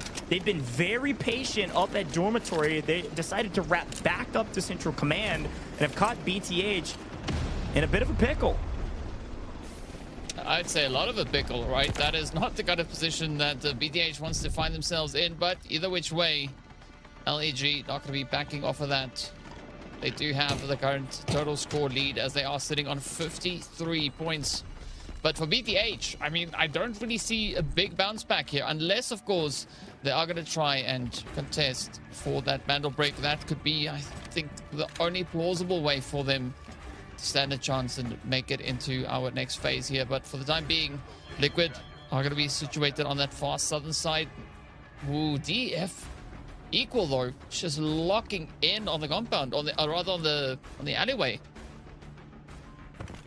DEF playing the outside approach. They want to hold these sight lines because they've already breached and cleared these buildings. They know that nobody's just right inside. You can see DM just invested their Tempest ult, which means they're not going to have it. It's going to be on cooldown going into the final seconds here. DM for a quick steal to reset this timer is going to be much more difficult, especially with the way DEF have set up their push. Because they planted it so early, they can pick and choose how they wanted to play this brick, and they've set up well around being able to control ramp with Farmer Lucas being able to look down, but also play this building. If anybody pops out of this doorway, Lucas should be able to find an angle. NT trying to play that very doorway I'm talking about, but only 5 seconds on the clock. Like I said, there is zero sense of urgency on the map because everybody's comfortable going to Game 7, and that is exactly what's about to happen. DEF get the brick for free. Too late to the party. NT not willing to just full sack their lives and lose all of their gear going into round 7. DEF join the likes of 3 other teams now with the mana brick. Yeah, I mean, that is going to make for a very interesting round 7 once we get around to that. But for the time being, it's going to be Meg yet again coming through with a little bit of that compound bow action, trying to hit the shots, trying to score a few additional points. I think especially looking at LEG even, right? There could be a big opportunity for them just to solidify the overall lead that they have. But they are currently leading by 11 points, so there's a big chance for that to play through. NC now looking to do what they can, going for even more cash here. They have been able to find that one knock, but now they have no idea where the rest of the Liquid squad is. Well, Meg has eyes on the prize, but unfortunately not in a position to do anything about it. Gonna hope for a prayer and a dream of Skynate. See if that'll land effectively, and doesn't look like that's exactly the case, so we'll take a look at what DEF is able to do. Now, I think the big win conditions right here for all of these teams, if you see NT, you see LEG, you see now DEF, you got to wipe the lobby. This is a huge opportunity to start leapfrogging this leaderboard when it very well could go down to squad points after Game 7. If nobody has 2 bricks, all the teams that have a brick are going to be tied, and it'll go to those squad points. You get 1 for a kill, and then 1 rounded down for your total assets. So wiping this lobby and extracting could be gigantic for anybody, let alone some of the teams that are already at the top, like LEG at 55 points. Yeah, I mean, especially for a team like Liquids, right? This would be the kind of approach for them to take. Yes, they only have 2 players in, so that does make things a little bit more challenging. But I'm not quite sure. Would they be able to close the gap enough to contest for round 7? Maybe they could. LEG, though, is going to look to move forward. They are going to be trying to lock it in, and that is exactly what they do. As BTH gets swept away, wiped on out, down to the remaining few we are. And, I mean, DM also looking to get involved in a little bit of an altercation here as they are going toe-to-toe with DEF. This is a big fight. Again, this could dictate a lot. Somehow, it looks like DEF got quite a bit of damage up onto DM, but because they're playing low side of stairs, they're not able to just full swing on this without getting punished. So smartly going to slow things down a little bit. cook and then uncook a few nades just in case a push comes down from the high ground. And we do see, thank you to production, a quick look at one of our players deciding to take the 1 seat in the bagless extract. Nicely done. That does look like one member of NT yet again protecting some of their spoils. We've seen NT already do this before. They do it again. Take that 1 seat. Everybody else going to go out, fight. DEF gonna get the early trade. Farmer Lucas, barrel stops, picks up the clean. 1 down to yellow, time for DM, and they're gonna try to swing up onto this through the smoke. Farmer Lucas and Deathwing get a full wipe. No, 1 remaining member of DM, but 2 down for free. No trades go to the side of DM, and so it is a solo versus a trio, nearly perfectly executed, and frankly, just outgunned by DEF. That is a big pickup, and DM knows it, so they're going to get out of dodge and run away from this fight. They need to protect what little loot they have left because their total assets, their total score on the right-hand side are going down, losing teammates. Yeah, and that's not the name of the game here. You want to try and get as much as possible. So a lot of pressure now riding on the shoulders here of Crab. Let's see whether or not he can grab himself a successful extraction. Is though going to be looking over towards NT. A few warning shots, not necessarily being able to convert too much from that. But this is where DM now needs to be careful, right? Because getting a little bit overzealous here could cost them so much with regards to the overall points. I totally agree. DM gonna have to be a hero. Crab gonna have to be a hero for DM. And he knows that is not the position to be a hero. Trying to play that heady and now getting full swung. He is racing for his life and then Ego chows it. And it looked cool, but it does not pay him any dividends. Crab couldn't get a trade and goes down. That is a full wipe on DM, which is great news if you're a DEF fan. And even better news if you're an LEG and NT fan, because DM was hot on your heels in terms of total points. And now they're just going to be hoping that you also get wiped. Yeah, I mean, DM lost 2 points just there, right? With that wipe, cost them 2 points. They were on 36, now they're back down to 34. So a very, very costly play there for them. But we still have 4 squads left to contest this one out. Liquids, though, they've been a little bit quiet, not looking to make too much noise just yet, as they are going to be slowly creeping up on the side of DEF. But you can see Deathwing and the rest all ready to roll as they do send a cheeky nade out. Is going to be Mr. Broody being met with that first initial bit of damage. The Jade Device Meg not shy when it comes to the aggression here. So let's see how this one plays out as DF is going to try and maybe lock this one in. We're going to dive through the incendiary and get extremely aggressive. Equal Plays gets punished for it, but he had popped the Tempest ult again. One of the only teams that have the Tempest, and the other team that could have had it, DM, are out of here already. The DEF going to try to use all their utility and more, while off-screen, LEG is picking up Meg at the Incendiary from the Aluru. LEG swinging on this fight and hoping that they can get 2 teams in one, 2 birds with 1 stone, and it looks like that's exactly what's happening. Nice shots over the top. DEF in deep trouble now. They already got the brick. It isn't all over for DEF, but that means their points will not be very high going into the last round, which means DEF will likely need to get a second brick if they want to win this. They cannot rely on squad points, whereas a team like LEG certainly could. Liquid's going to try to play spoiler to everybody else that already has a brick. LEG able to restabilize as well after wiping DEF. This could be one of the final fights of the map with all 3 of these teams all around each other. It's going to be all or nothing at this point, so let's see who's going to be the one to reign supreme. So far, LEG looking absolutely phenomenal, sitting with a 23-point lead ahead of NT, but NT still having those 2 players in this round, so they could still look to make the most out of it. But up comes Meg, quickly just having to fall back as the pressure is going to start to mount. And I mean, Liquid's now very spread out, so this opens up a bit of an opportunity for both NT and LEG to reposition and maybe continue with the pressure that they've been able to apply so far. You got to remember, too, NT, they only had a duo on the map because they sent one out. They may be one of the only players to actually extract out of the map if this fight continues for too much longer. Mr. Pooty will clean up 1 member of NT, but they stayed out here to get Mixie. Loud's not going anywhere. There's nowhere to run. The 1 extraction point, the Bagless, is already taken up by his teammate. He's going to get a read that there's a full swing of a team of 3 on the backside. A nice pickup, audio cue potential, but it's still going to have to 1v3 the best team in the lobby according to statistics of LEG. It's 66 total score right now and climbing. This could certainly go their way as well. Stinger going to be on the run, and unfortunately, when you turn your back to a member of LEG, they will cut you down. LEG net another kill and another point added to their total. They're slowly but surely creeping up to 70 as Meg is just putting out a highlight reel of how to use this compound bow effectively, and a nice flick actually lands. The obstinate stubbornness of Meg to continue to use this bow, farming clips, could be the demise of LEG if they're not careful. Or it could just be... it just could, either which way, it's just going to be absolutely amazing, right? Meg just on the money there. No way. Ooh, actually denying LEG 7 points, right? They were up to 68. So much money. And now they just drop on down. Meanwhile, Liquid, I mean, they've just hit the flow state, right? Now they could just go about, make themselves absolutely filthy rich with regards to the amount of assets they can lock in. They still got 3 minutes on the clock to find as much as they can, and they've got 15 boxes to loot. I mean, that's the way we end it. I mean, that's wild. You know, of all teams to win the map, it is nice to have one of the teams at the bottom of the leaderboard that doesn't have a mana break.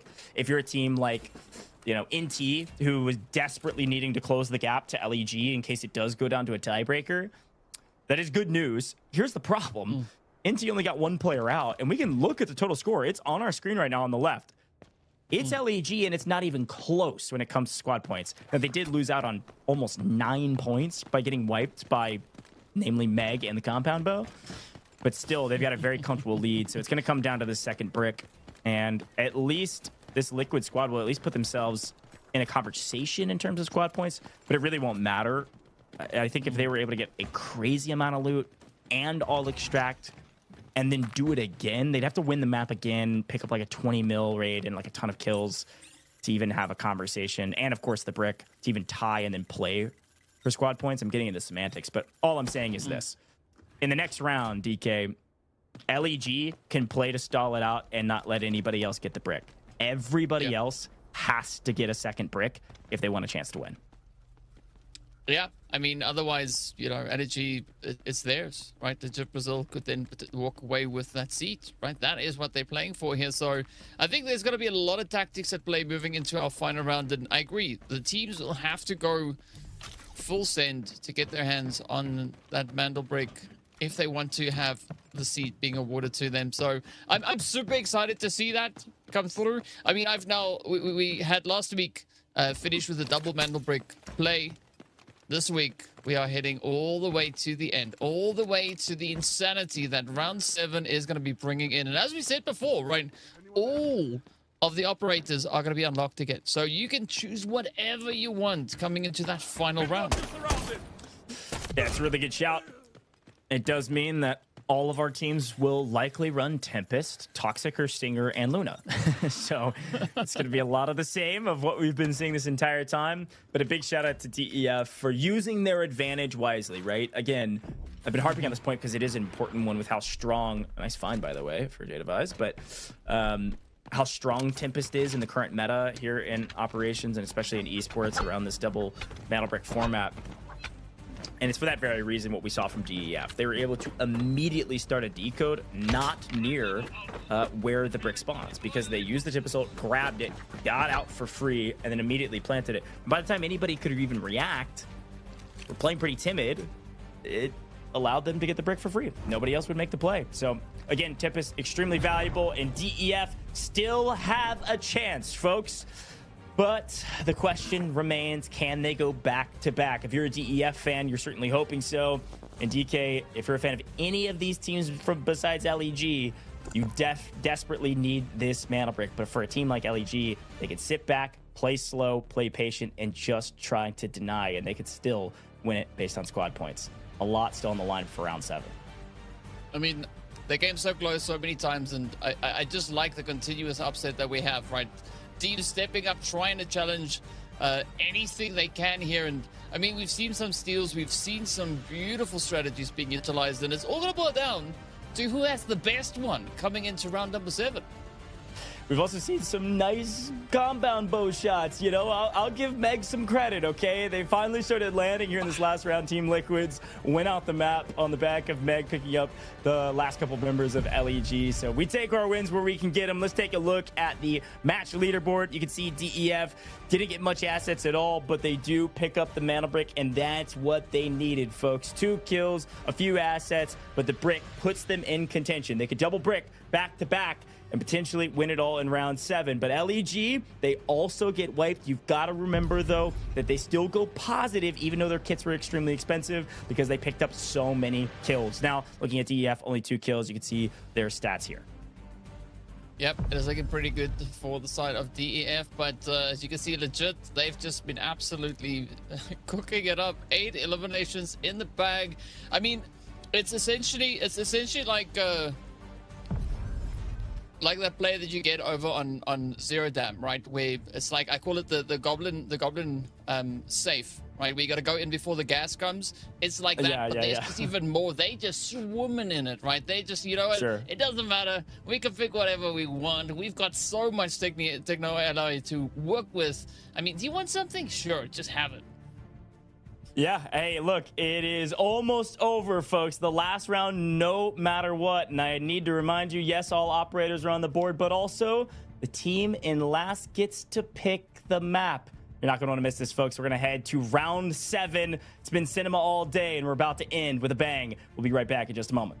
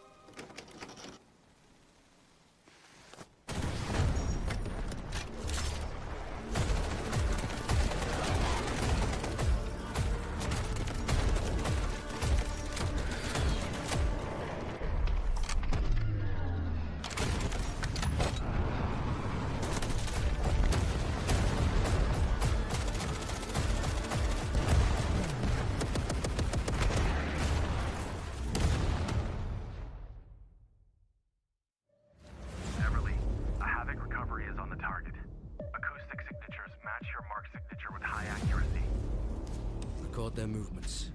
I'll find them. Target acquired. Staging retrieval.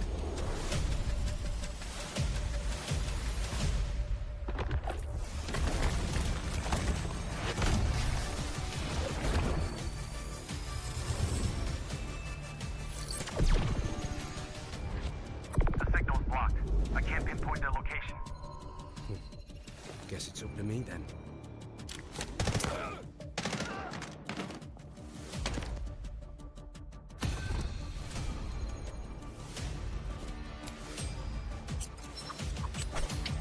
The echo of truth cannot be silenced.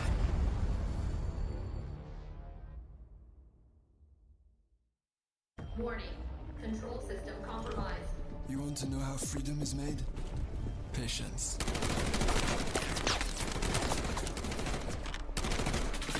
Violence.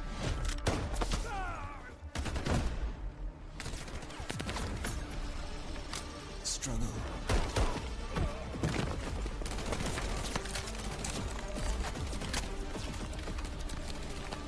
Evolution. Transformation. Combat. Liberation. Take Subject 42 alive.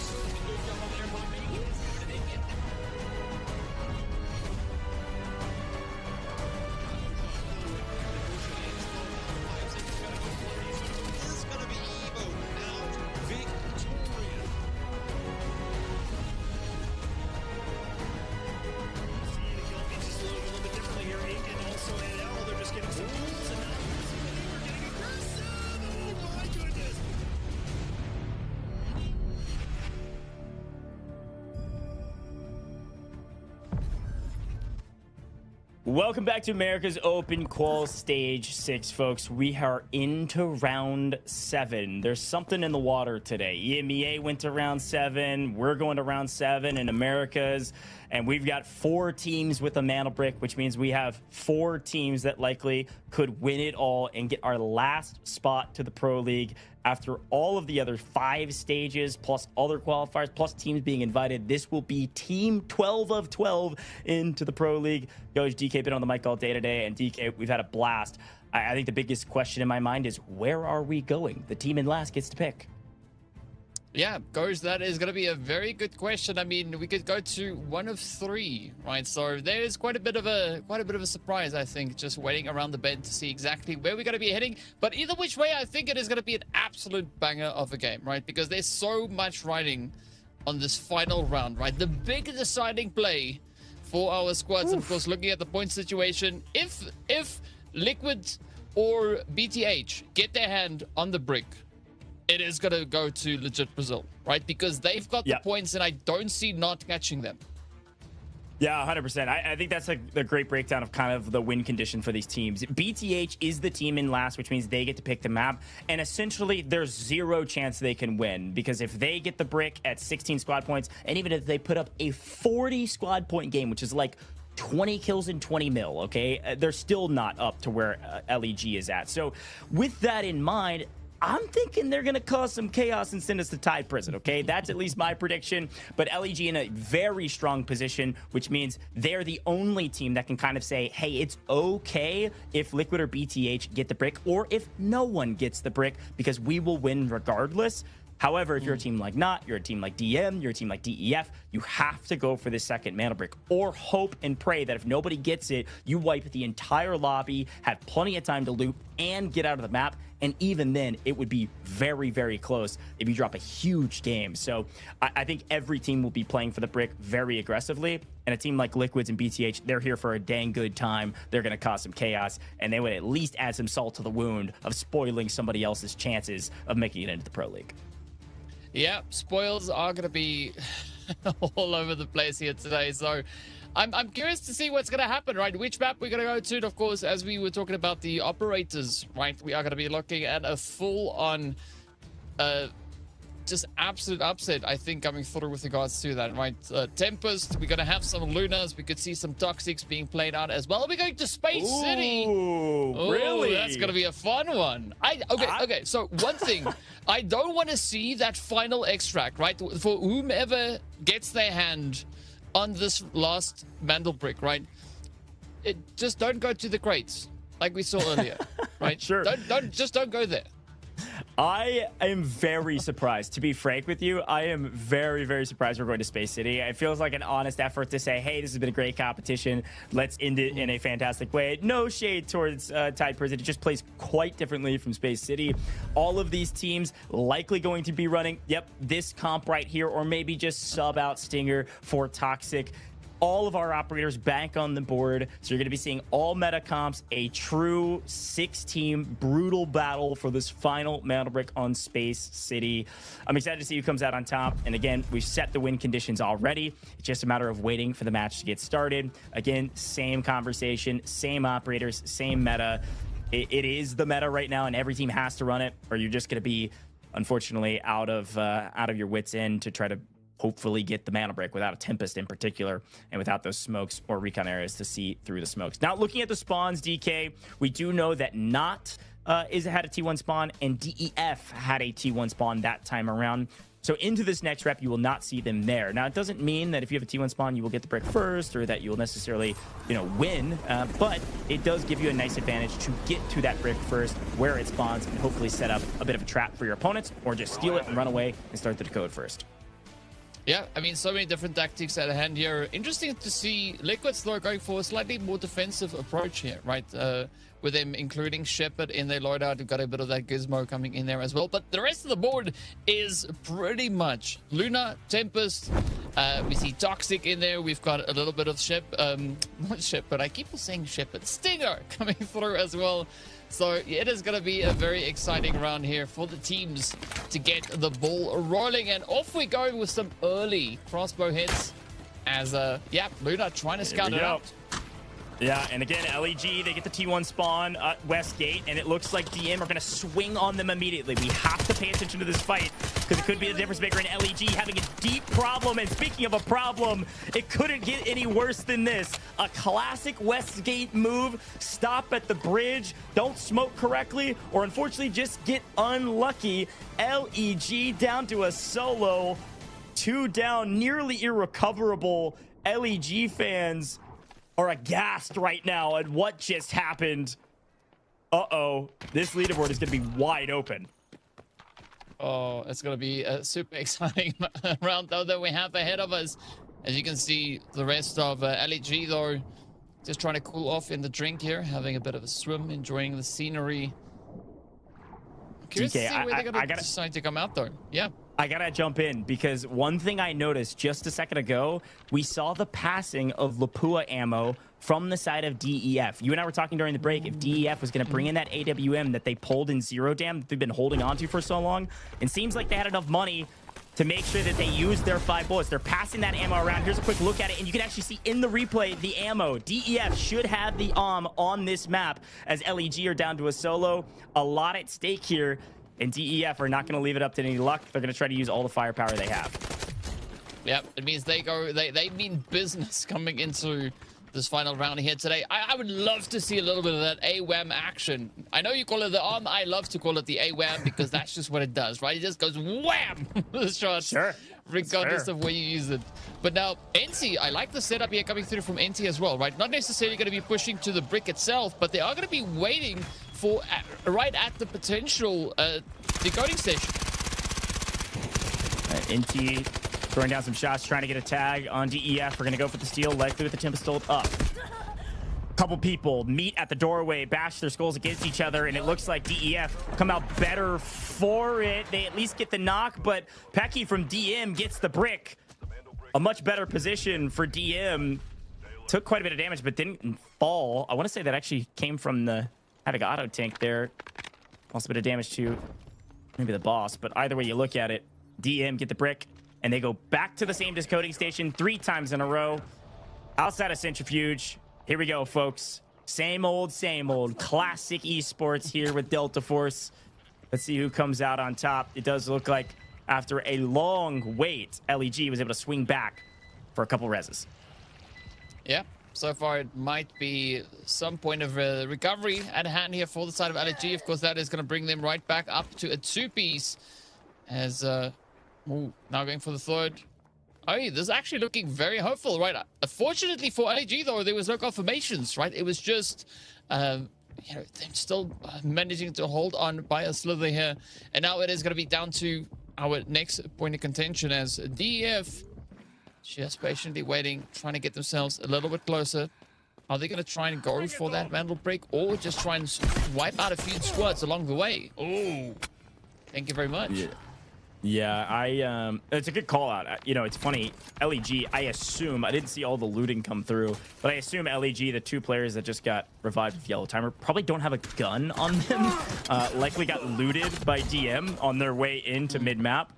I didn't see how fast they went by those 2 bodies, but that's certainly what I would have done to make sure if they do get back up, they're not going to be as big of a problem with loadout weapons. But you can see quite a bit of looting here from Liquids. Again, if Liquids does have a win condition, it's that they find all of the most valuable items you could possibly find on the map. There is, I know a lot of people say this, oh, just find the Heart of Africa. Unfortunately, it is not in our esports server. Heart of Africa can't be found. But otherwise, there's plenty of other great multi-million-dollar, $4 million key cards you could potentially find, etc. Liquid's only win con is find like 40 million in loot and also get the brick. Good luck. Yeah. Hey, or just wipe the lobby and get those kills too and half that loot value. I don't know. You can find 20 mil. Yeah, I mean, it seems like small numbers, right? 20, 40 mil, easy day at the office, right? It's going to be, yeah, quite a bit of a mountain for them to try and climb up. But you can see Liquid really just capitalizing on a lot of those reds, just raking them in one after the other. So it does seem like, yeah, Liquids are going to be prioritizing quite a bit of that looting phase. Meanwhile, DM, they are just going to try and defend the mantle break for the time being. But again, doesn't seem like the squads are too crazily worried about pushing on forward, right? At DM so far, they've got a minute 30 on the clock. No one has moved out to contest it just yet, but that could change in just a mere moment. Here we go, folks. This can't be a free brick. Not this time around. DM already have one. This will give them the win and give them the spot into the Pro League. Everybody else knows it. They all got the ping in game that one of the 4 teams that already has a mantle brick is currently decoding it. DM in complete control. This is very late pushes across the board from all of our teams. NT going to be the first to the alleyway, or at least playing underneath. Let's see where they're at. No, they are up ahead. They're through the alley, and they pop the Tempest ult to go for the steal and get caught in transition. Of course they do. DM got here early, and they have held every corner. They've got a push from DEF down below, trying to zone that off with a few shock arrows. This is an opportunity for somebody to steal it. LEG here. DM confused, troubled, but now causing a bit of chaos down below. They're going to full swing on this. They don't have to play for the brick. It's already been stolen. They need to play for the full team wipe, and they're able to get 1, 2, 3 down. See ya later, DEF. They will not go back-to-back. They are the first team out of this lobby. DM lose the decoding station, but they win out inside of Centrifuge. This is a big win for them to replay, restake their claim on the buildings just outside of the decoding station, and then go for the retake and the re-steal. It's BTH in complete control, or sorry, current control over the decoding station, but nowhere near complete control of this entire alleyway. And I think this is where DMNT, the objective here for them is going to try and re-steal that, right? Because if DTH gets it, oh, beautiful wipe though here by DM. But if DTH walk away with that brick, that gives this the seat, it gives that ticket right over to the side of LEG, right? And they got to be very happy with that. So I'm expecting quite a bit of pressure now coming through here as BTH are going to try and defend. It is going to be Liquids pushing up on the ramp. But DM still keeping their presence right there in the lovely Centrifuge. Not going to be looking to waste too much of an opportunity, but the pressure is going to keep on rolling on up. But DTH slowly feeling the crumble come through. Yeah, nice trades back and forth between Team Liquids and BTH. Again, neither of those teams are currently a team that could even really have a chance at a win condition. You see a few almost well-placed nades. BTH barely able to tuck away from that one. DM will get a re-steal here because there was so much pressure on BTH. They couldn't hold the decoding station or even be able to play for it at all. So DM back in control. They have player advantage. They have sight lines on the decoding station. They have backup control of the Centrifuge building. They know that there's teams fighting around ramp. They know there's at least 2 there. What they don't know is that NT have, you can see them yellow. They have decided to wrap all the way around, going to come up the backside of ramp and third party this fight on ramp, pick up Team Liquid's in transition, and likely the last remaining member of BTH, if he's not utiled out here by DM. And then it's going to be a 3v3 around Brick that has 2 minutes on it. And LEG are going to come in limping to the party much later. Yeah, it does seem like that is definitely a feasible kind of play out that we could be looking at here. But NT, though, they are going to have to face the music versus Meg, right? Meg is going to try and make it quite difficult as long as they possibly can. We're not seeing that compound bow being utilized this time around. Meg now going for a lot more of a serious approach here. Liquid pushing forward. I like this play from them as they go in for the steal as well.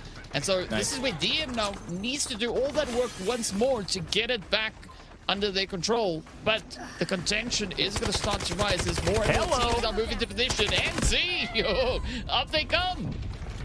NT with a nice wrap. Instead of going up through ramp, they're going to come up from the bottom side of this building. It's the exact same push that DEF made. They're just getting in at the right time. Once DM was distracted, they've lost one in transition. It's a 2 players left for DM, 2 players left for NT. They are able to grab the body, though, with a couple errant shots down range just to make these NT players think twice about their push.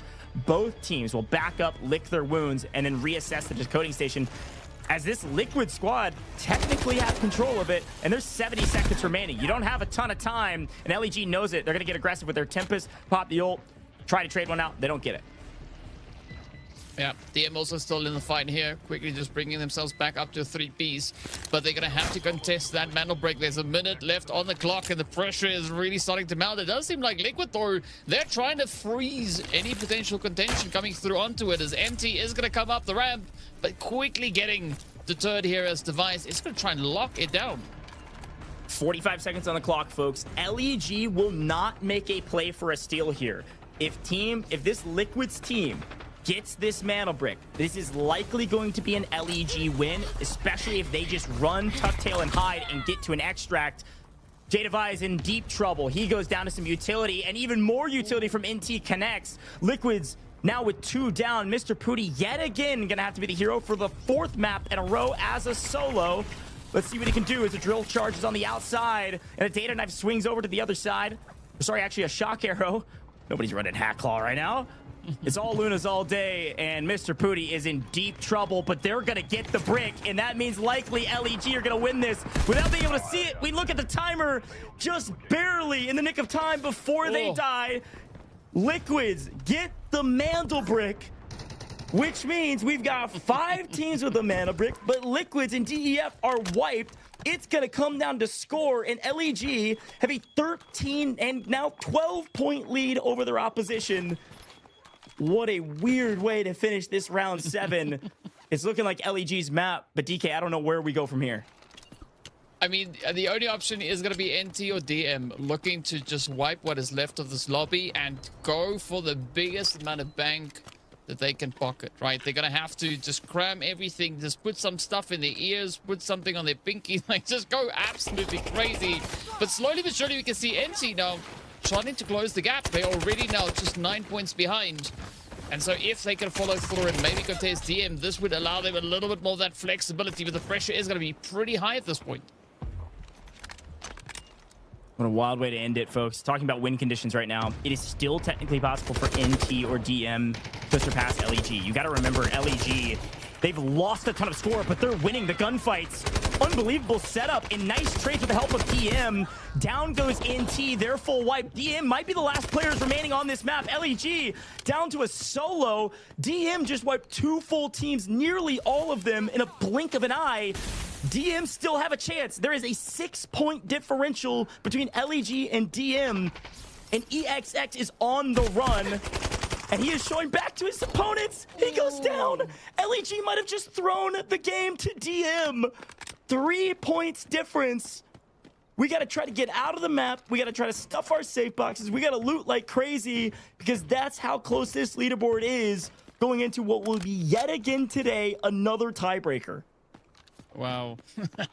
What insanity are we witnessing right here? I absolutely love it. It is so it's so jam-packed with chaos. But now this is going to be that opportunity for DM to get their hands on every single piece of loot that they can find here. Fortunately, though, there are quite a few players that came in with everything they had left to try and bag on up. Now, DM slowly closing that gap. As you can see, the window is going out. It's 1 point currently standing between DM and a big setup here for LEG. This is insane. I mean, DM's going to extract. They should have time. They're pulling both the levers right now. And there they go. They've just jumped LEG on the leaderboard. And it came down to that one fight up at dormitory. LEG just scammed. They just made a mistake. They were nearly perfect throughout the course of the day. They lost so much loot and had to play around this extraction, or sorry, the mantle break, the decoding station, was not even loadout weapons, not even what they came in with, because those two teammates got looted. They lost a ton of points just on kits alone, and the levers have been pulled. We look at the timers, and again, it is a 7-second differential. 7 seconds is the difference between DM winning this and LEG winning this game because of what Liquids was able to do. Wow. I mean, that's absolutely insane, right? They are literally cutting it down to the wire, and they're not even done looting yet, right? They are, however, already up to 11.2 million with regards to the assets that they've been able to capitalize on so far. And I mean, they still have quite a bit of time left on the clock to get their hands on anything available to them. But a quick look back at the insanity that we had unraveling, trying to contest the position here, and DM just wrapping it up right there, at least for the side of DEF. Yeah, it was such a good read on DEF to be able to hold that high ground position. Pushing up the stairs is so difficult. So once they got the early knock and DM saw that the mana break had already been stolen, they knew they could just chow down below. But then there towards the end, they just chow everything, and they're winning the gunfights. They played so slow earlier in the last Space City map, and they kind of got bailed out by NT. But this time around, they killed nearly everybody on the map, and that is the reason they are leapfrogging to the top of this leaderboard. Unbelievable job to wipe the map in the nick of time. Team Liquids, of course, get the brick, which means it comes down to the squad points, and now it's not even going to be close. We're hyping up this idea or this ability of LEG to potentially waylay, install this thing out, and let a team like Liquids get the brick, and they could still possibly win. But the one caveat to that, the asterisk, was that they needed to stay alive.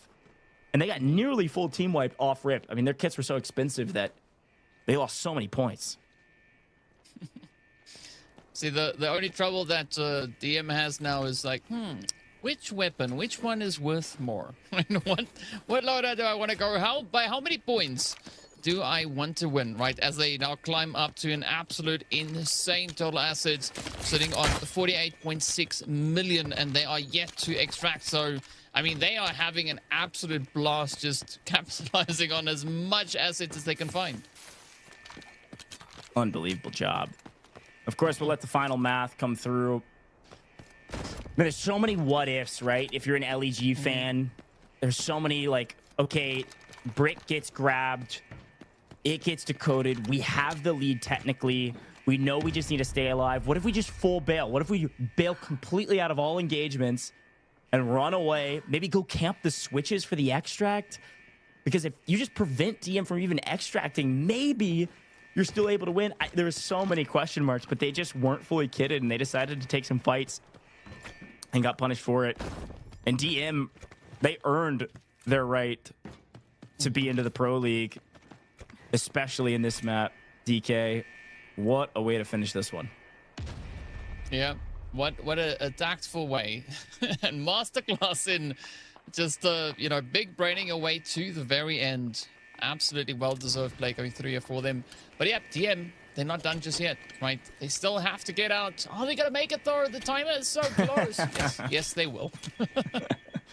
Again, look at the timers, though. It's literally a 7-second difference If things would have been waylaid a little bit longer, if a couple things had been passed back and forth, we'd be scratching our heads and saying, does the math check out when they don't extract? I don't know if it does. Now, they did pick up so many kills at the end. You got to remember how much value that gives you. 800k in technic alloy per kill and 1 extra squad point per kill. So I think because they wiped most of the lobby, it's the reason they're going to be at the top of the leaderboard. Of course, these are all unofficial results. This is our hypotheses, but what we saw in game and what we saw from DM likely will put them at the top and will likely have them win the tiebreaker based on squad points. I cannot believe, DK, that in 2 matches today between EMEA and Americas, we go to Game 7 and we have 5 teams with the mantle break at the end of the competition, and it comes down to tiebreakers. I've never seen that in one day of competition between 2 regions.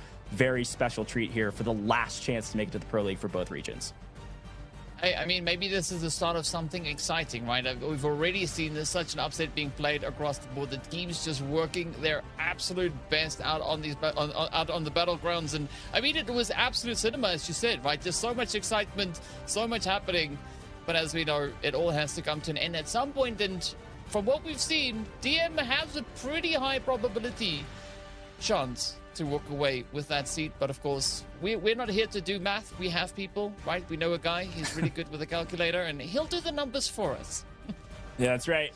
We'll get the final confirmation before we do anything official, but a very fun last map. And again, DM, they threw the kitchen sink and everything with it at their opponents and picked up so many kills. But again, you've got to at least tip your hat to Liquids to say, hey, at least toss it up to a tiebreaker. Let's make things interesting. They get the mana brick, and immediately after, literally within a second after of getting that decode, get full wiped. What a wild circumstance to push us into that tiebreaker. But hey, that's Delta Force Esports, baby. That's how it goes. Sometimes it's crazy, it's wacky, and it felt like every game today played so different than competitions in the past because everybody was scratching and scraping to try to be first to get the last spot to the Pro League. While we have a moment, DK, I want to shout out a few teams that were not in today's competition. I've been saying this all day. This is the last chance. This was stage 6 of these qualifiers, and we've got a couple teams that have already made it to the Pro League. We saw Never Lose win in stage 3. We saw Swag win in stage 3 as well.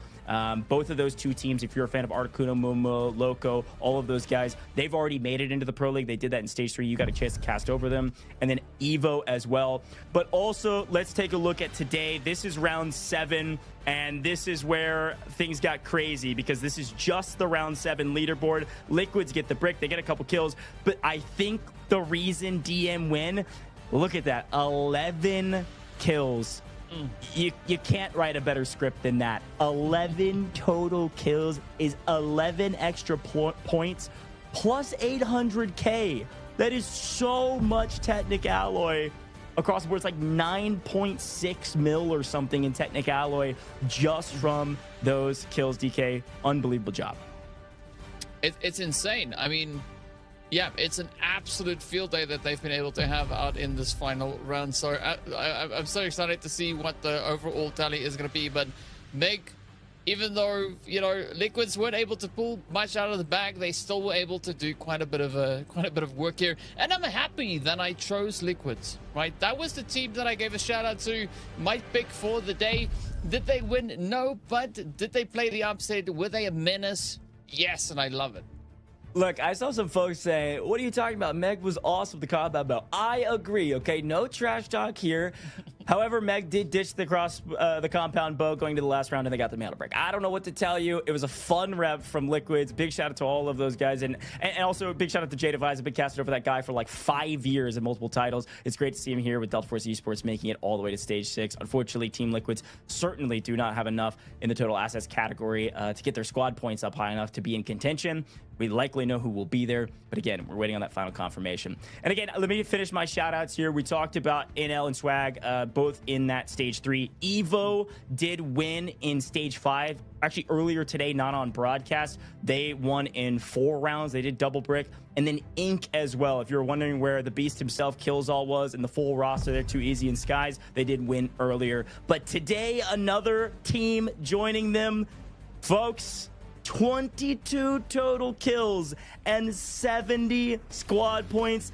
D-Man Esport has joined the likes of Ink, Evo, Swag, NL never lose as a team that's making it into the Pro League based on what they were able to achieve in the open qualifiers.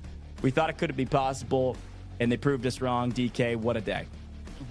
Yeah, they demanded some respect throughout the rounds here today, so gotta love what they did here. I mean, that's a hefty point to rack up. 70 squad points is gonna look pretty good, pretty comfortable for them. But yeah, very impressive overall. I like how they just kept the pace going, right? Just being right there, being involved the whole time. And at the end of the day, it paid off phenomenally for them. I think a big contribution to the overall assets they were able to walk away with was this last round, right? Round number 7, they just bagged all of it. Because remember, everybody just spent all they had left. Yeah. No, and again, that total assets also includes the money you get from 800K per kill. So you're like, wow, that math may not check out. And you're like, no, it definitely does. They had 11 kills, folks. Unbelievable in terms of the total assets just from that last round because of the amount of kills. They just wiped the lobbies. And again, it's a big tip of the hat to DM because they knew their win con. They knew that if they were the team to make it into the Pro League, they were going to have to wipe the lobby. They desperately needed those squad points, and they were able to do just that. So 70 total points. It really ended up not being that close. LEG, unfortunately, lost out early in that engagement. Here's a quick look at their overall stats, DK. Yeah, pretty impressive, right? Just over 7,000 damage that they were able to bring on through. The assist also quite heavy. 21 alongside the 22. So, yeah, I mean, AM&EMEA Esports, they've been absolutely cooking it up today. So happy for them that they were able to close it off and walk away with that final available seed to wrap up our 12 teams moving into that into the big stage, right? Moving into the Pro League, and I'm super stoked for them. But of course, now the hard work only begins, because now, as you said, they are going to be rubbing shoulders with teams like Never Lose, right? Inc is going to be there as well, so they're going to have to up the ante here if they want to maybe play a few more of these, surprise steals coming through as we make it into that next league. Yeah, truly a team effort from this roster. A couple more stats just to show. 7, 8, 7 kills. They all played together as a team, played very well out of Centrifuge in the last rep, and they pick up a full team wipe over and over and over again for 11 total kills. And again, they only had, 22 total kills? So they picked up 11. They picked up half of their kills in the last map when they desperately needed it most. Very cool to see a team stand that tall on one final round, folks. And yes, DM will be joining the rest of the teams over in the Pro League. Again, if you're unfamiliar with how that works, it's not fully been announced yet, but what we do know is there will be 12 teams. 5 of them have come here from open qualifiers now, with the 5th being DM, joining Inc, Evo, Swag, and NL. You probably know a lot of those rosters, and you'll certainly continue to get to know this DM roster. DM is a fun roster. They've been around for a long time. They are mostly around the North American hemisphere, or the North American continent and area between Canada and the USA. And they've got some folks that are currently residing in the U.S. from other countries as well, which is really cool to see kind of an international aspect of this team, but regionally all located nearby. One quick other shout out, by the way, DK. We also have another team that has made it into the Pro League, Broken Meta BM, if you've ever heard of them. That is Smile, Slept, and Crisp with their coach Profit, who have actually made it into the Pro League as Team Nadeshot. We had a Team Nadeshot qualifier not too long ago. Nadeshot's bringing his own team into the Pro League. So we actually have 6 confirmed teams already into the Pro League with these 5 and that Team Nadeshot roster after they beat out the likes of some of these other teams that have also made it into the Pro League. So 6 out of the 12. I'm excited to reveal more as we get closer to the Pro League debut not too long away.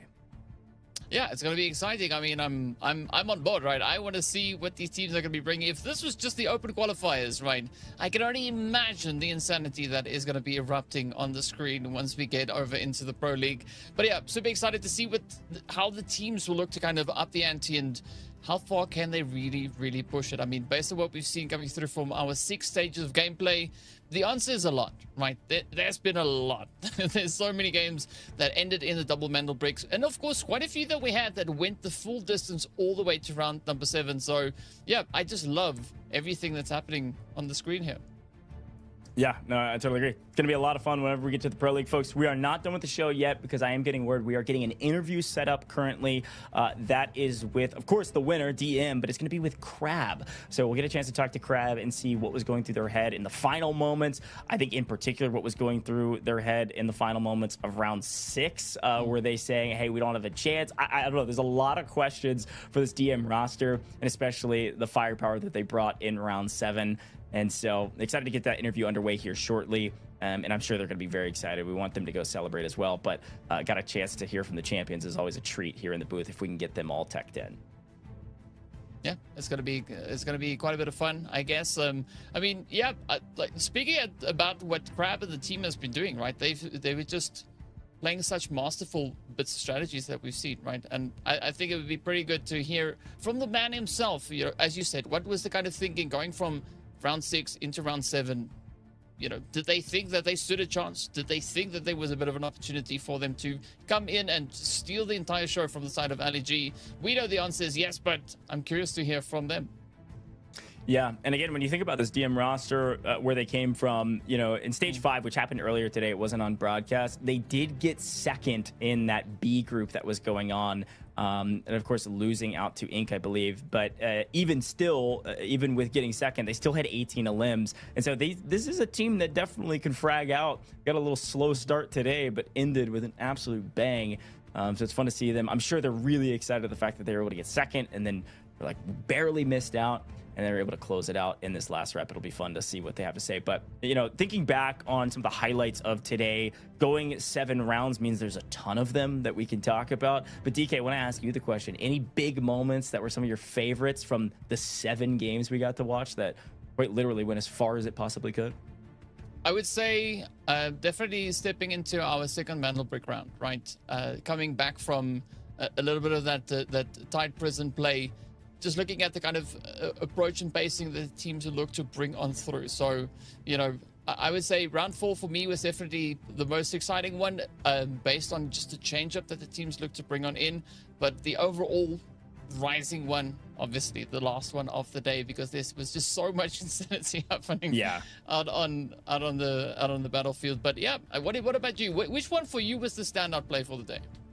Well, I think just to wrap things up here, folks, I did get confirmation. Unfortunately, Crab won't be able to join us. I'm sure they're celebrating elsewhere. Maybe not paying attention to their Discord. So just go let DM know that we said congrats. And I'm sure you'll be hearing from them that a lot of these players do stream themselves. You can check them out, find them on all of their socials. So we won't be talking to Crab. My favorite moment of the day to wrap things up, DK, frankly, was just casting with you. It was great to be back with Delta Force and seeing great matches. I was walking into today and I was saying, I really hope we go to Game 7 so we get that hype, that cinema that it deserves. This open qualifier process has been brutal, and to see it go all the way to Game 7, quite literally the longest it could possibly go, and have 5 teams on a mana brick, I couldn't have asked for anything better. So I'll ask you one more time, any closing thoughts for today's broadcast? Any final words before we close things out?